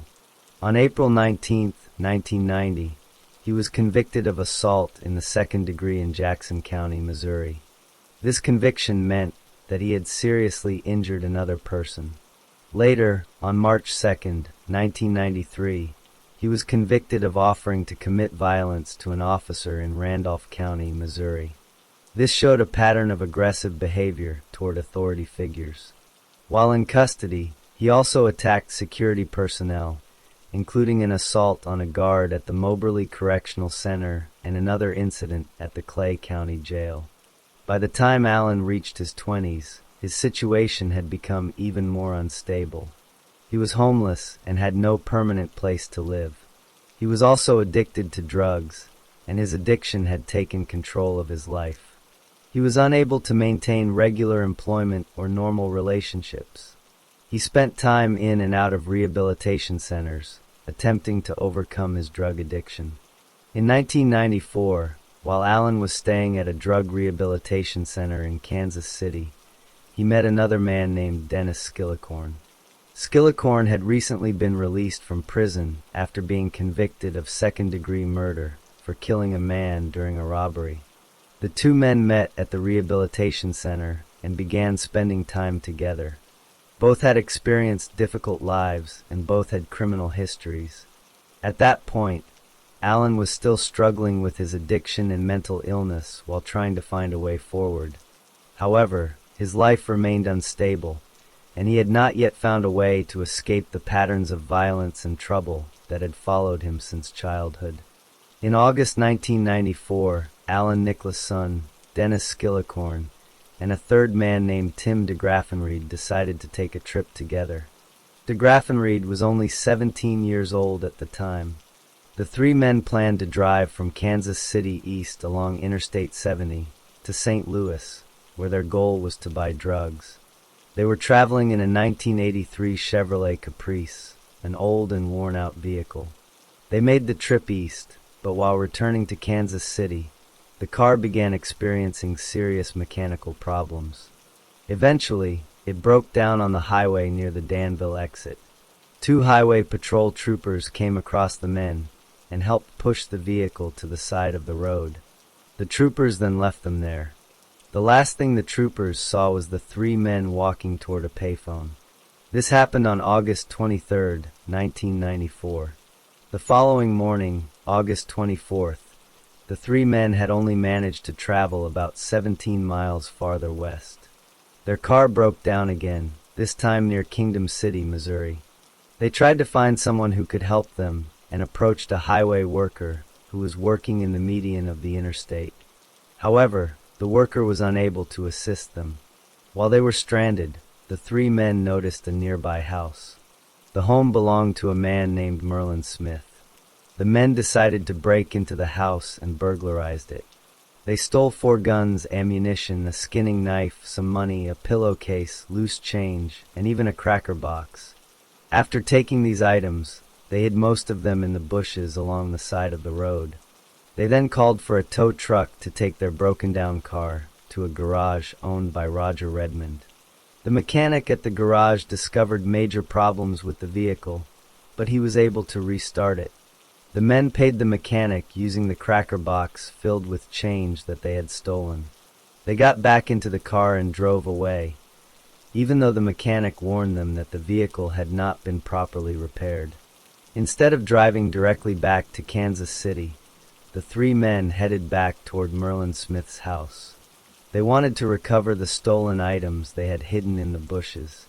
However, before they could reach the location where they had hidden the property, the Chevrolet Caprice broke down for a third time. This time, the car stopped on the South Outer Road, just east of Kingdom City.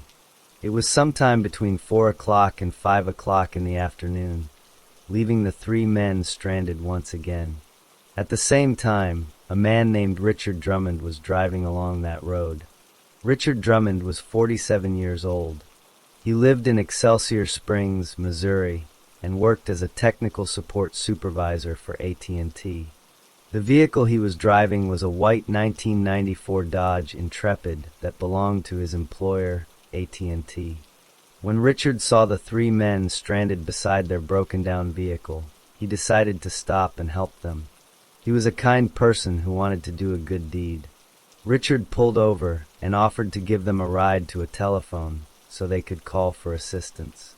The three men accepted his offer. However, they had no intention of simply using the ride to get help.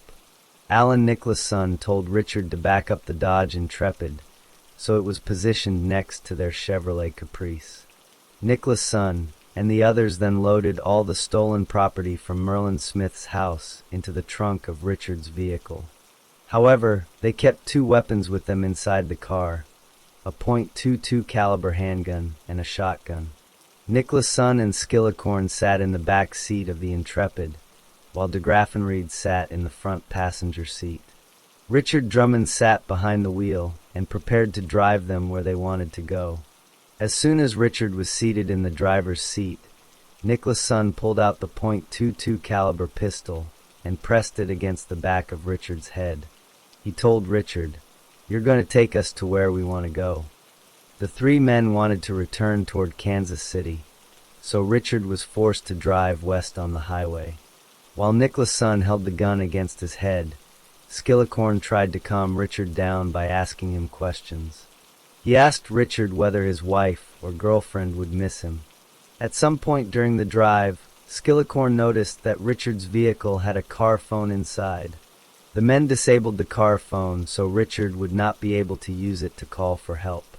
As they continued driving, Nicholas' son and Skillicorn began discussing what they should do with Richard. They spoke quietly in the back seat so Richard could not hear them.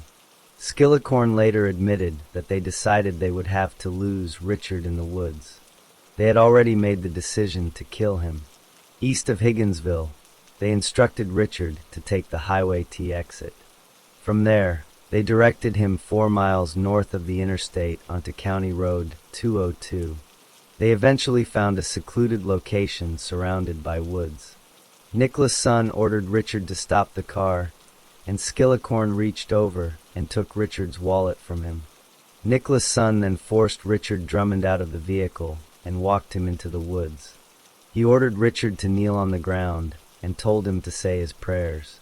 Nicholas' son then shot Richard Drummond in the head twice with the .22 caliber handgun. Richard Drummond died immediately at the scene, and his body was left in the woods. After the killing, Nicholas' son, Skillicorn, and de Graffenried returned to Richard's Dodge Intrepid and continued driving west on Interstate 70. They left Richard's body behind. 8 days later, on September 1st, 1994, Richard's badly decomposed body was discovered in the woods. People had noticed that he was missing, and police had begun searching for him, but at that time they had not made any arrests or connected the crime to the 3 men. The 3 men continued their crime spree. They drove Richard's vehicle to a house in Blue Springs, Missouri, owned by a man named Joe Snell. They entered the home. Later, a woman named Kelly McEnany arrived at the house. She was looking for Tim de Graffenried, whom she had previously dated. Kelly knocked on the door, and Nicholas' son answered. He came outside and warned everyone, "Don't nobody touch my car," referring to Richard Drummond's vehicle. He then walked to the trunk of the Intrepid and removed the shotgun. Nicholas' son pointed the shotgun at Kelly McEnany's head and announced that he would kill her. He did not shoot her, but he struck her in the face to make his point.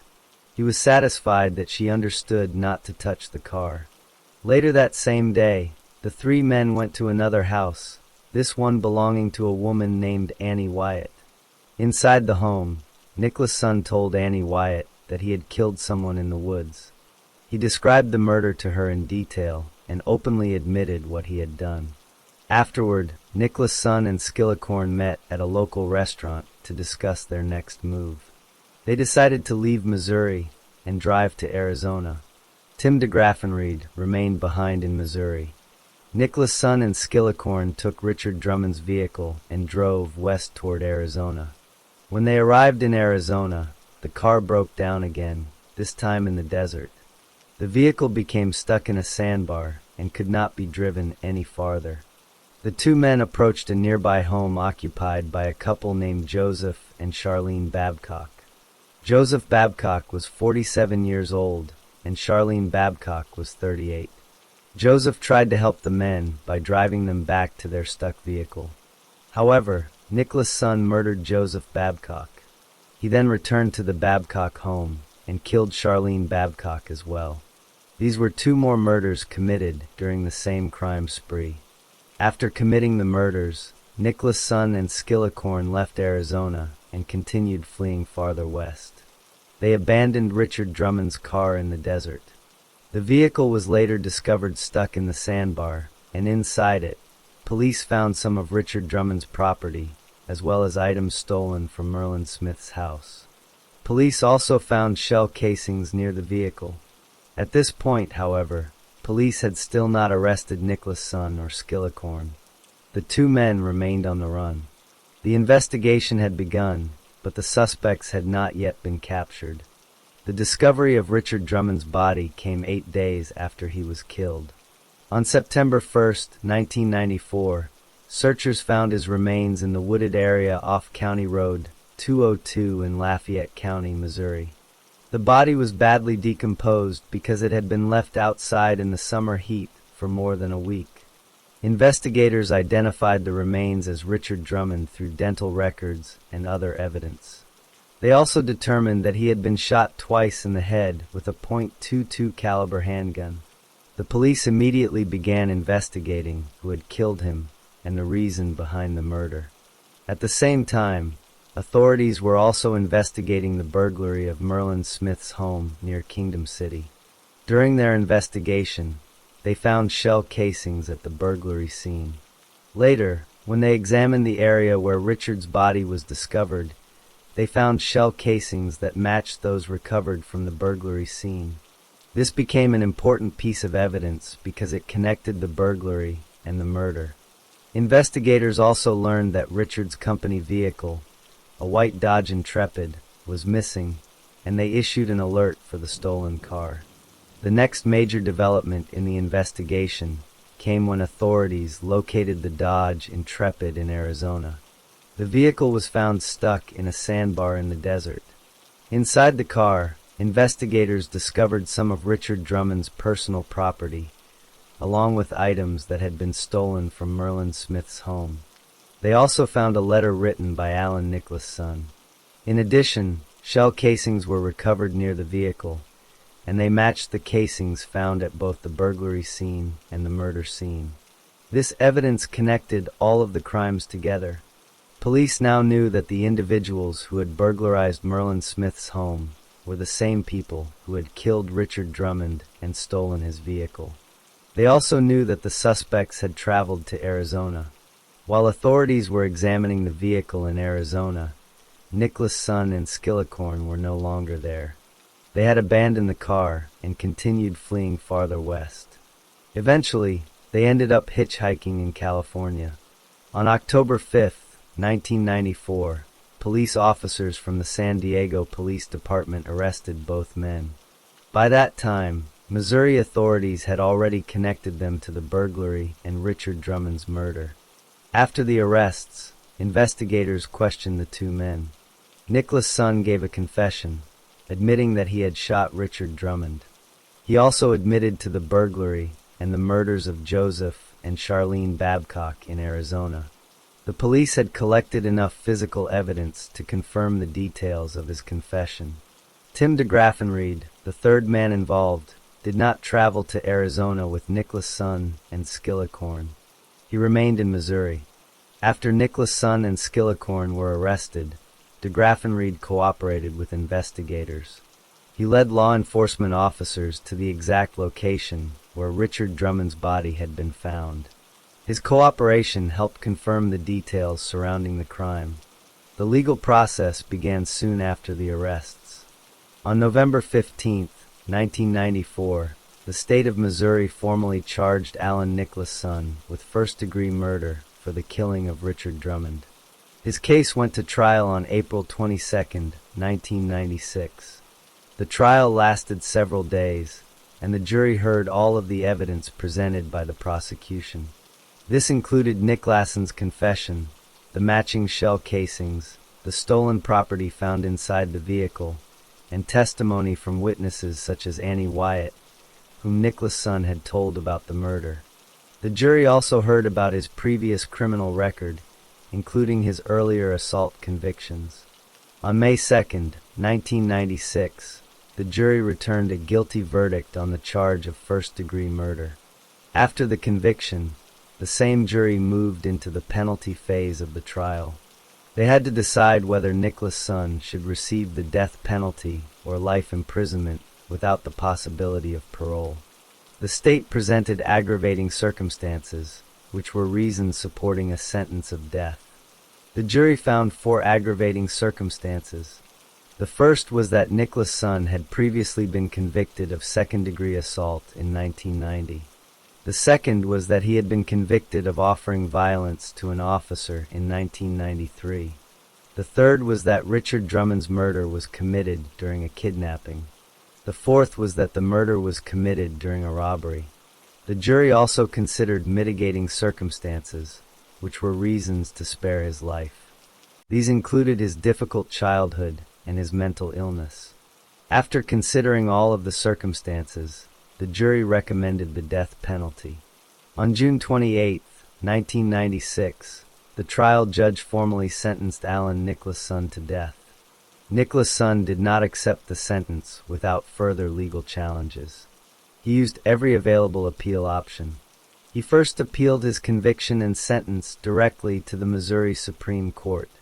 On February 24, 1998, the Missouri Supreme Court upheld both his conviction and his death sentence.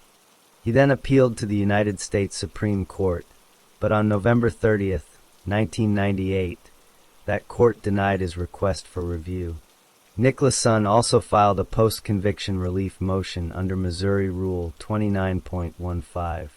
The Circuit Court denied that motion on April 15, 2002, and the Missouri Supreme Court upheld that denial on April 15, 2003. After that, he filed a federal habeas corpus petition in the U.S. District Court for the Western District of Missouri. The petition was denied on April 26, 2005. Nicholas' son appealed the decision to the Eighth Circuit Court of Appeals, which affirmed the denial on June 21, 2007. He then appealed once again to the United States Supreme Court, but on April 21, 2008, the court denied his final request for review. For years, Nick Lasson's execution was delayed while his appeals continued. Eventually, however, all of his legal options were exhausted. During this same period, the other two men involved in the crimes also faced legal consequences. Dennis Skillicorn was tried separately in Missouri for his role in Richard Drummond's murder. He was convicted and also sentenced to death. On May 20, 2009, Skillicorn was executed by lethal injection in Missouri. Tim DeGraffenried, who was 17 years old at the time of the crime and who cooperated with investigators, pleaded guilty to second-degree murder. He did not receive the death penalty. Instead, he was given a prison sentence and was not executed. Nicholas' son and Skillicorn were also convicted in Arizona for the murders of Joseph and Charlene Babcock. For those crimes, both men received life sentences in Arizona. Nick Lasson's execution was scheduled for a specific date, but several delays occurred. He was originally scheduled to be executed on October 23, 2013. However, that date was postponed because of controversy surrounding the drug the state planned to use. Missouri had changed its execution method from a 3-drug combination to a single drug called pentobarbital. On December 11, 2013, Nicholas' son was scheduled to be executed at 12:01 a.m. However, on the Monday before the execution date, a federal appeals court panel granted a stay of execution. The stay was issued because the judges wanted to hear additional arguments about whether Nicholas' son had received effective legal representation during his 1996 trial and sentencing. The state of Missouri appealed the stay to the full appeals court, but on Tuesday, that court refused to take up the case. Missouri Attorney General Chris Koster then appealed to the United States Supreme Court. The Supreme Court delayed its decision, and it was not until late in the evening of December 11, 2013, at 10:07 p.m., that the court issued its 5-4 decision to vacate the stay and allow the execution to move forward. Justices Ruth Ginsburg, Stephen Breyer, Sonia Sotomayor, and Elena Kagan voted against allowing the execution. Governor Jay Nixon also refused to grant clemency, meaning he would not reduce Nick Lasson's sentence or issue a pardon. The execution took place at the Eastern Reception, Diagnostic and Correctional Center in Bonne Terre, Missouri. The procedure began at 10:44 p.m., when pentobarbital was administered. Nicholas' son appeared to be asleep throughout the process. About 2 minutes after the injection, he gasped slightly and took several deep breaths. His breathing stopped approximately 2 minutes later. He showed no major reaction and did not give any final words. About 20 minutes before the execution, he briefly prayed with the prison chaplain. His final meal was pizza and orange juice, which he ate on Tuesday at approximately 4 p.m. On the day of his execution, he ate regular prison meals. No members of his family and no members of Richard Drummond's family attended the execution. Nicholas' son was pronounced dead at 10:52 p.m. on December 11, 2013. He was 41 years old. After his death, his body was cremated according to his request, and his ashes were given to a person he had designated. Richard Drummond's family was left without their husband and father. He had been a kind man who stopped to help strangers, and his murder was the tragic result of that act of generosity. The family waited nearly 20 years before both of his killers were executed. The other victims, Joseph and Charlene Babcock, also lost their lives simply because they offered help to stranded travelers in Arizona. Their killers were held accountable for those deaths as well and received life sentences. With Alan Nicklasen's death, the legal proceedings for all of the crimes he committed came to an end, and the case was finally closed.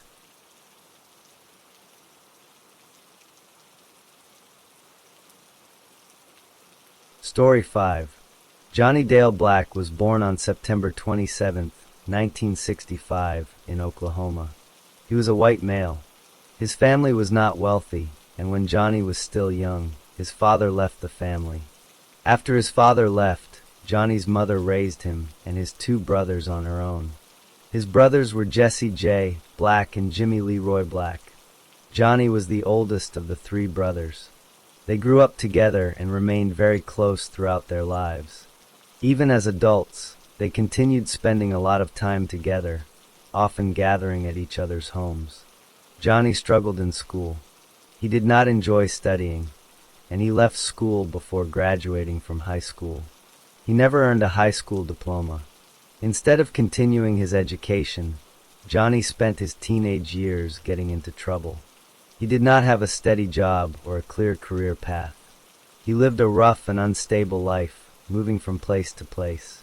Although he sometimes worked odd jobs, he never developed a stable work history. When Johnny was 18 years old, he got into serious trouble for the first time. In 1983, he shot and killed a man named Cecil Martin, who was 49 years old. The shooting happened on December 13, 1983. Johnny was charged with a crime, and on December 28, 1984, he was convicted of manslaughter. Manslaughter means that the killing was not planned, but it was still considered a serious crime. The court sentenced Johnny to 15 years in prison, and he was sent to the Oklahoma Department of Corrections. He began serving his sentence on December 31, 1984. Johnny spent several years in prison for the killing of Cecil Martin. He served 9 years of his 15-year sentence before being released from prison on May 10, 1995.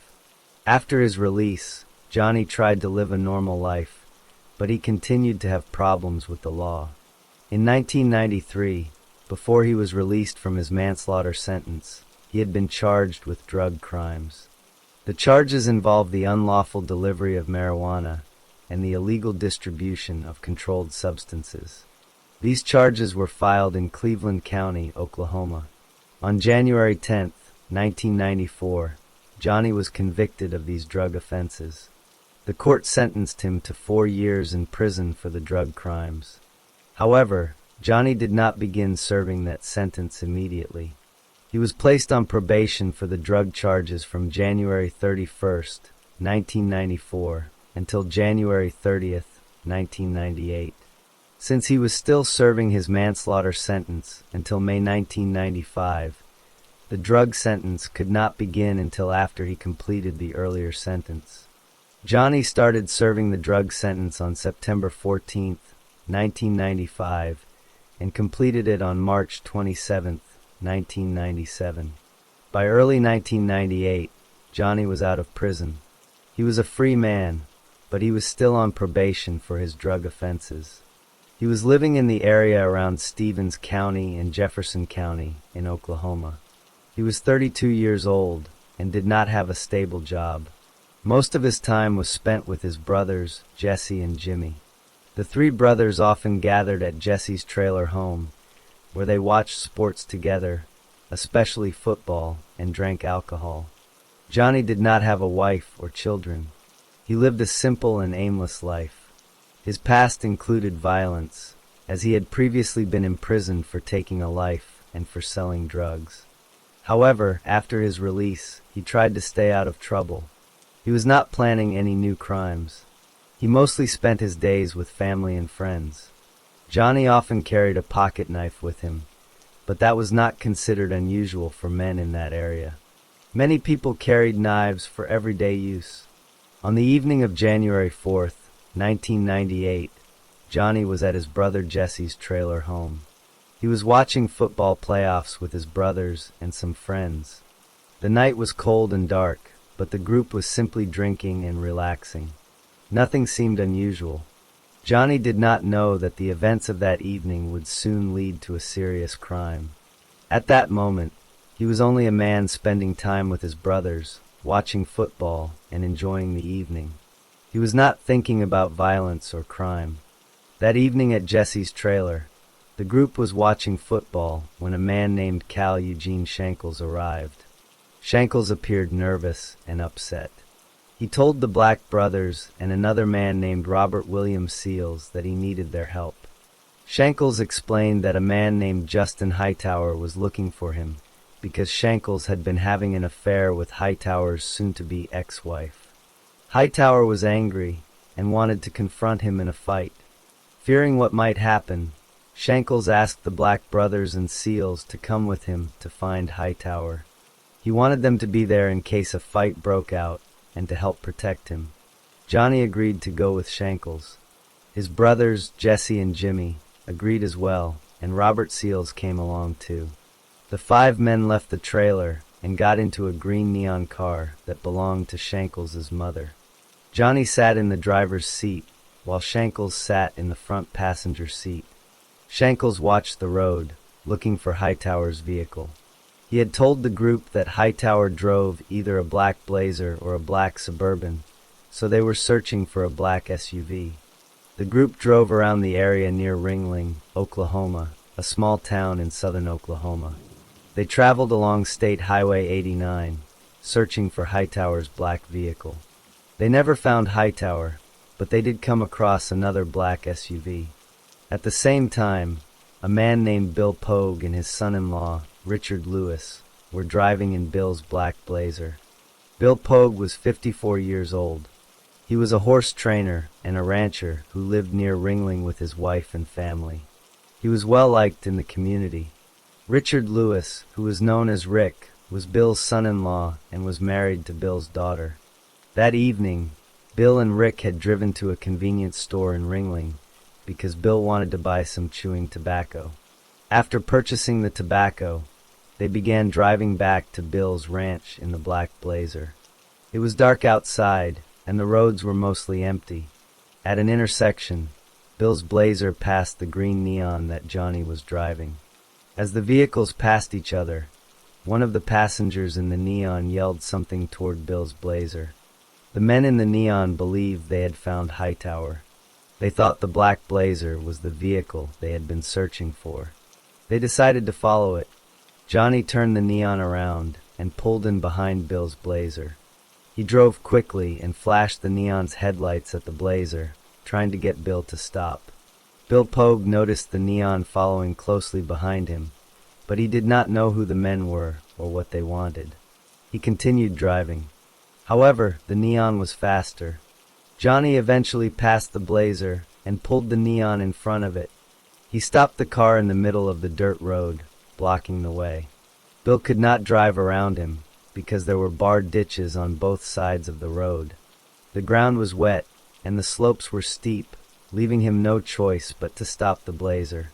Bill Pogue and Rick Lewis got out of the vehicle to find out what was happening. They walked around the back of the Blazer, confused and concerned because they did not know the men in the neon. Then, all 4 doors of the neon opened at the same time, and all 5 men got out of the car. Jimmy Black exited from the back seat on the driver's side and immediately ran toward Bill and Rick. He was moving aggressively toward them. Bill Pogue defended himself by punching Jimmy Black in the face. The 2 men began wrestling, and they fell into a barred ditch on the east side of the road. At the same time, Jesse Black and Johnny Black moved toward Rick Lewis. Rick struck Jesse Black, causing Jesse to fall down briefly. Rick was able to step away from Johnny and throw him against the front of the Blazer. However, Johnny got back up. Johnny and Jesse then began fighting with Rick in the bar ditch on the west side of the road.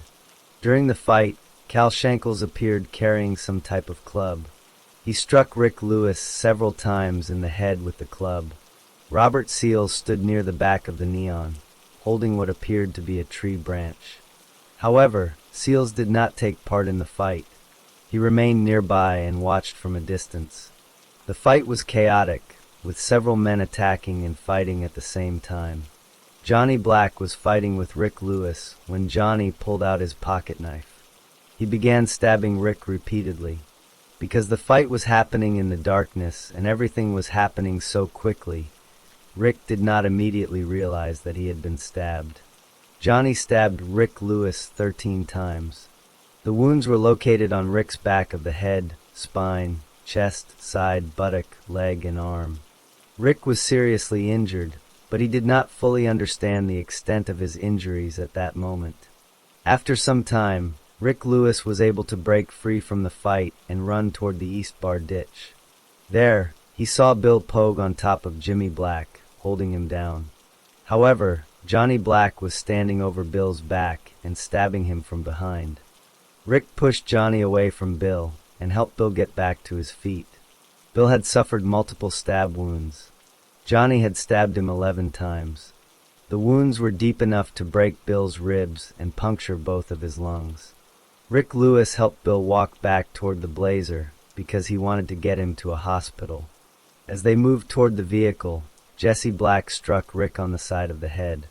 Jesse said, "That's for busting my lip." After that, the 5 attackers stood behind the Neon. They yelled insults and taunts at Rick and Bill, mocking them. Then the 5 men got back into the Neon. Johnny drove away at a high speed, leaving the 2 victims behind. Rick Lewis helped Bill Pogue into the passenger seat of the Blazer. Rick then got behind the wheel and drove as fast as he could toward the Pogue family barn, which was near Bill's house.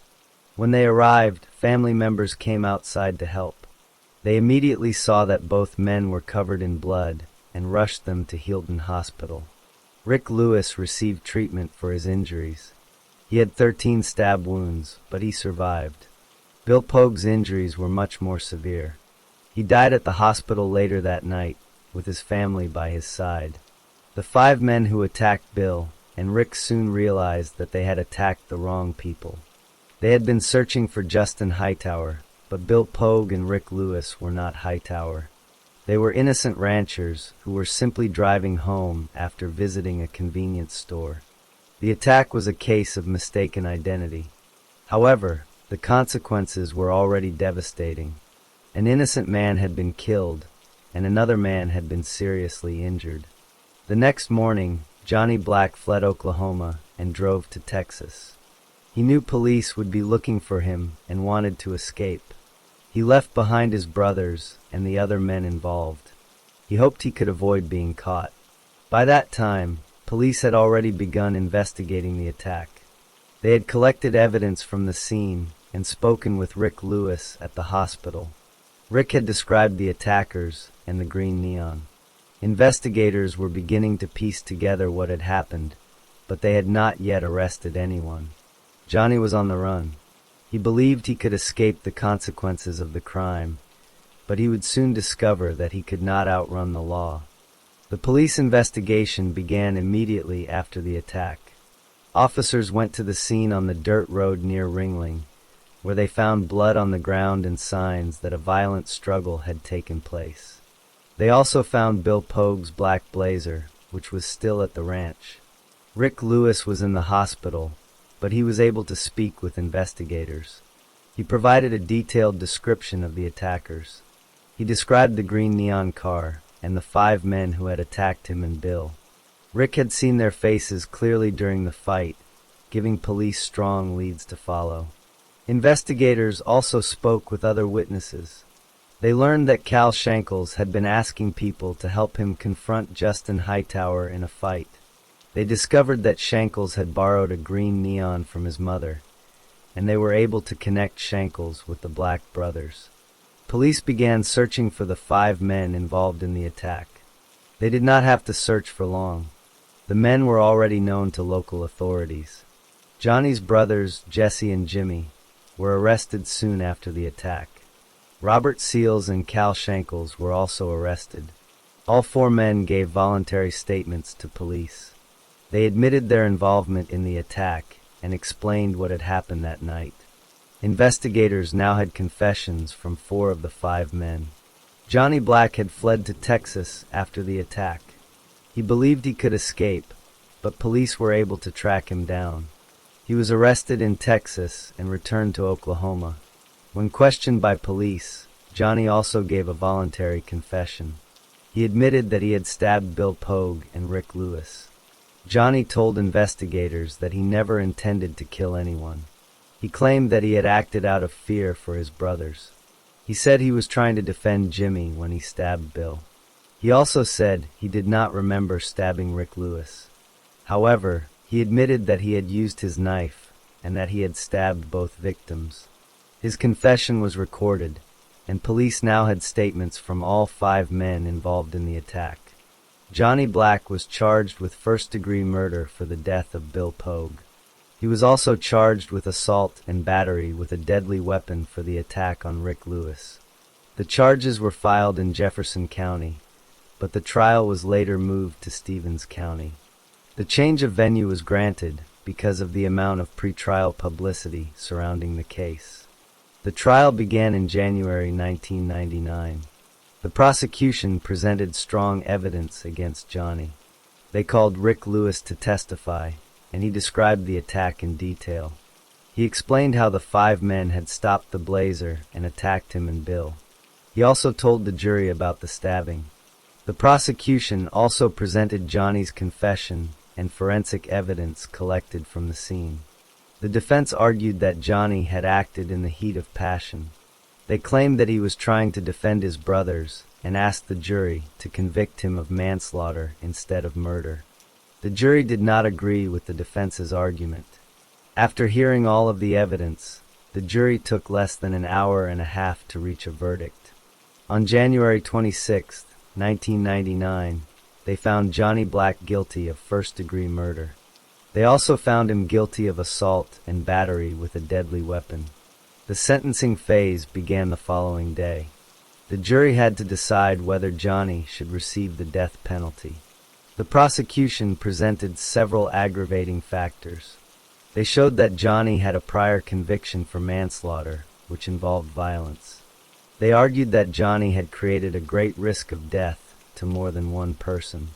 They also argued that the murder was especially heinous, atrocious, and cruel. In addition, they argued that Johnny represented a continuing threat to society. The defense presented mitigating evidence. They discussed Johnny's difficult childhood and attempted to show that he was not a bad person. However, the jury was not persuaded. They found all 4 aggravating factors to be true and determined that they outweighed the mitigating factors. On January 27, 1999, the jury recommended the death penalty. The judge sentenced Johnny to death by lethal injection. He was also sentenced to 15 years in prison for the assault charge. Johnny Black appealed his conviction and sentence. His case went before the Oklahoma Court of Criminal Appeals. During the appeal process, he raised several issues. He argued that the jury selection process was improper, that the jury instructions were incorrect, and that the evidence was not sufficient to prove that he intended to kill. He also argued that his lawyers had provided ineffective assistance and that prosecutors had made improper comments. The appellate court reviewed each claim carefully, but found no reversible errors. On February 16, 2001, the court affirmed Johnny's conviction and death sentence. Johnny then filed a petition for a writ of certiorari with the United States Supreme Court. The Supreme Court denied his petition on November 26, 2001. His direct appeals were now exhausted. Johnny then entered the post-conviction process. He filed applications for post-conviction relief in state court, raising new claims, including ineffective assistance of counsel and other constitutional issues. The Oklahoma courts denied those applications. After that, Johnny filed a federal habeas corpus petition in the United States District Court for the Western District of Oklahoma. He raised 14 claims, but the district court denied relief on all of them. Johnny appealed to the 10th Circuit Court of Appeals. On June 21, 2012, the 10th Circuit affirmed the district court's decision on most of the claims and also abetted the appeal on a few procedural issues. Ultimately, all of Johnny's federal appeals were denied, and there were no more legal avenues available. On November 14, 2013, Johnny appeared before the Oklahoma Pardon and Parole Board to request clemency. He asked for forgiveness and said that he deserved punishment, but not death. He continued to insist that he had only been defending his brother. The victim's family spoke against clemency. Bill Pogue's widow, Lonetta, submitted a letter stating that no mercy had been shown to Bill. Bill's son, Charles, spoke about the family's pain and explained that his father had only been a grandfather for 18 days before he was killed. Rick Lewis also spoke about his survivor's guilt. He said he could not explain to his son why he had been unable to save his grandfather. The board listened to both sides. On November 15, 2013, they denied clemency, and Johnny's execution date was set. On December 17, 2013, Johnny Dale Black was executed at the Oklahoma State Penitentiary in McAlester. He was 48 years old. The execution was carried out by lethal injection. The drugs used were sodium thiopental to cause unconsciousness, vecuronium bromide to stop breathing, and potassium chloride to stop the heart. Witnesses included Johnny's mother, his attorneys, and 4 members of Bill Pogue's family.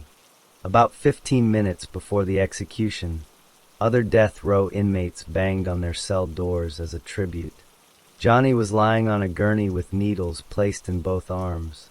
He made eye contact with his mother and gave his final words. He said, "This isn't accomplishing anything. It's just another death, another family destroyed." He did not apologize to the victim's family or acknowledge the crime. He looked at his mother and said, "I love everybody. I love you. You can count on that, Mama." The drugs were then injected. Johnny took several deep breaths before he stopped breathing. He was pronounced dead at 6:08 p.m. He became the 107th person executed in Oklahoma since 1976. After the execution, Bill Pogue's family continued living with their loss. They remembered Bill as a good man, a loving husband, a father, and a grandfather. They found comfort in their faith and in each other. Rick Lewis continued to live with the scars from the attack and the guilt of surviving. Charles Pogue continued his career as a champion team roper. The family kept Bill's memory alive through the stories they shared about him. Johnny Black's mother mourned the loss of her son. The Black brothers, Jesse and Jimmy, remained in prison serving their sentences. Cal Shankles served a life sentence, and Robert Seals served his manslaughter sentence. The case was closed, but the pain from that night on the dark road in January 1998 never fully disappeared for those involved. The story of Johnny Dale Black ended on the execution gurney, but the story of Bill Pogue continued through the love and memories of his family.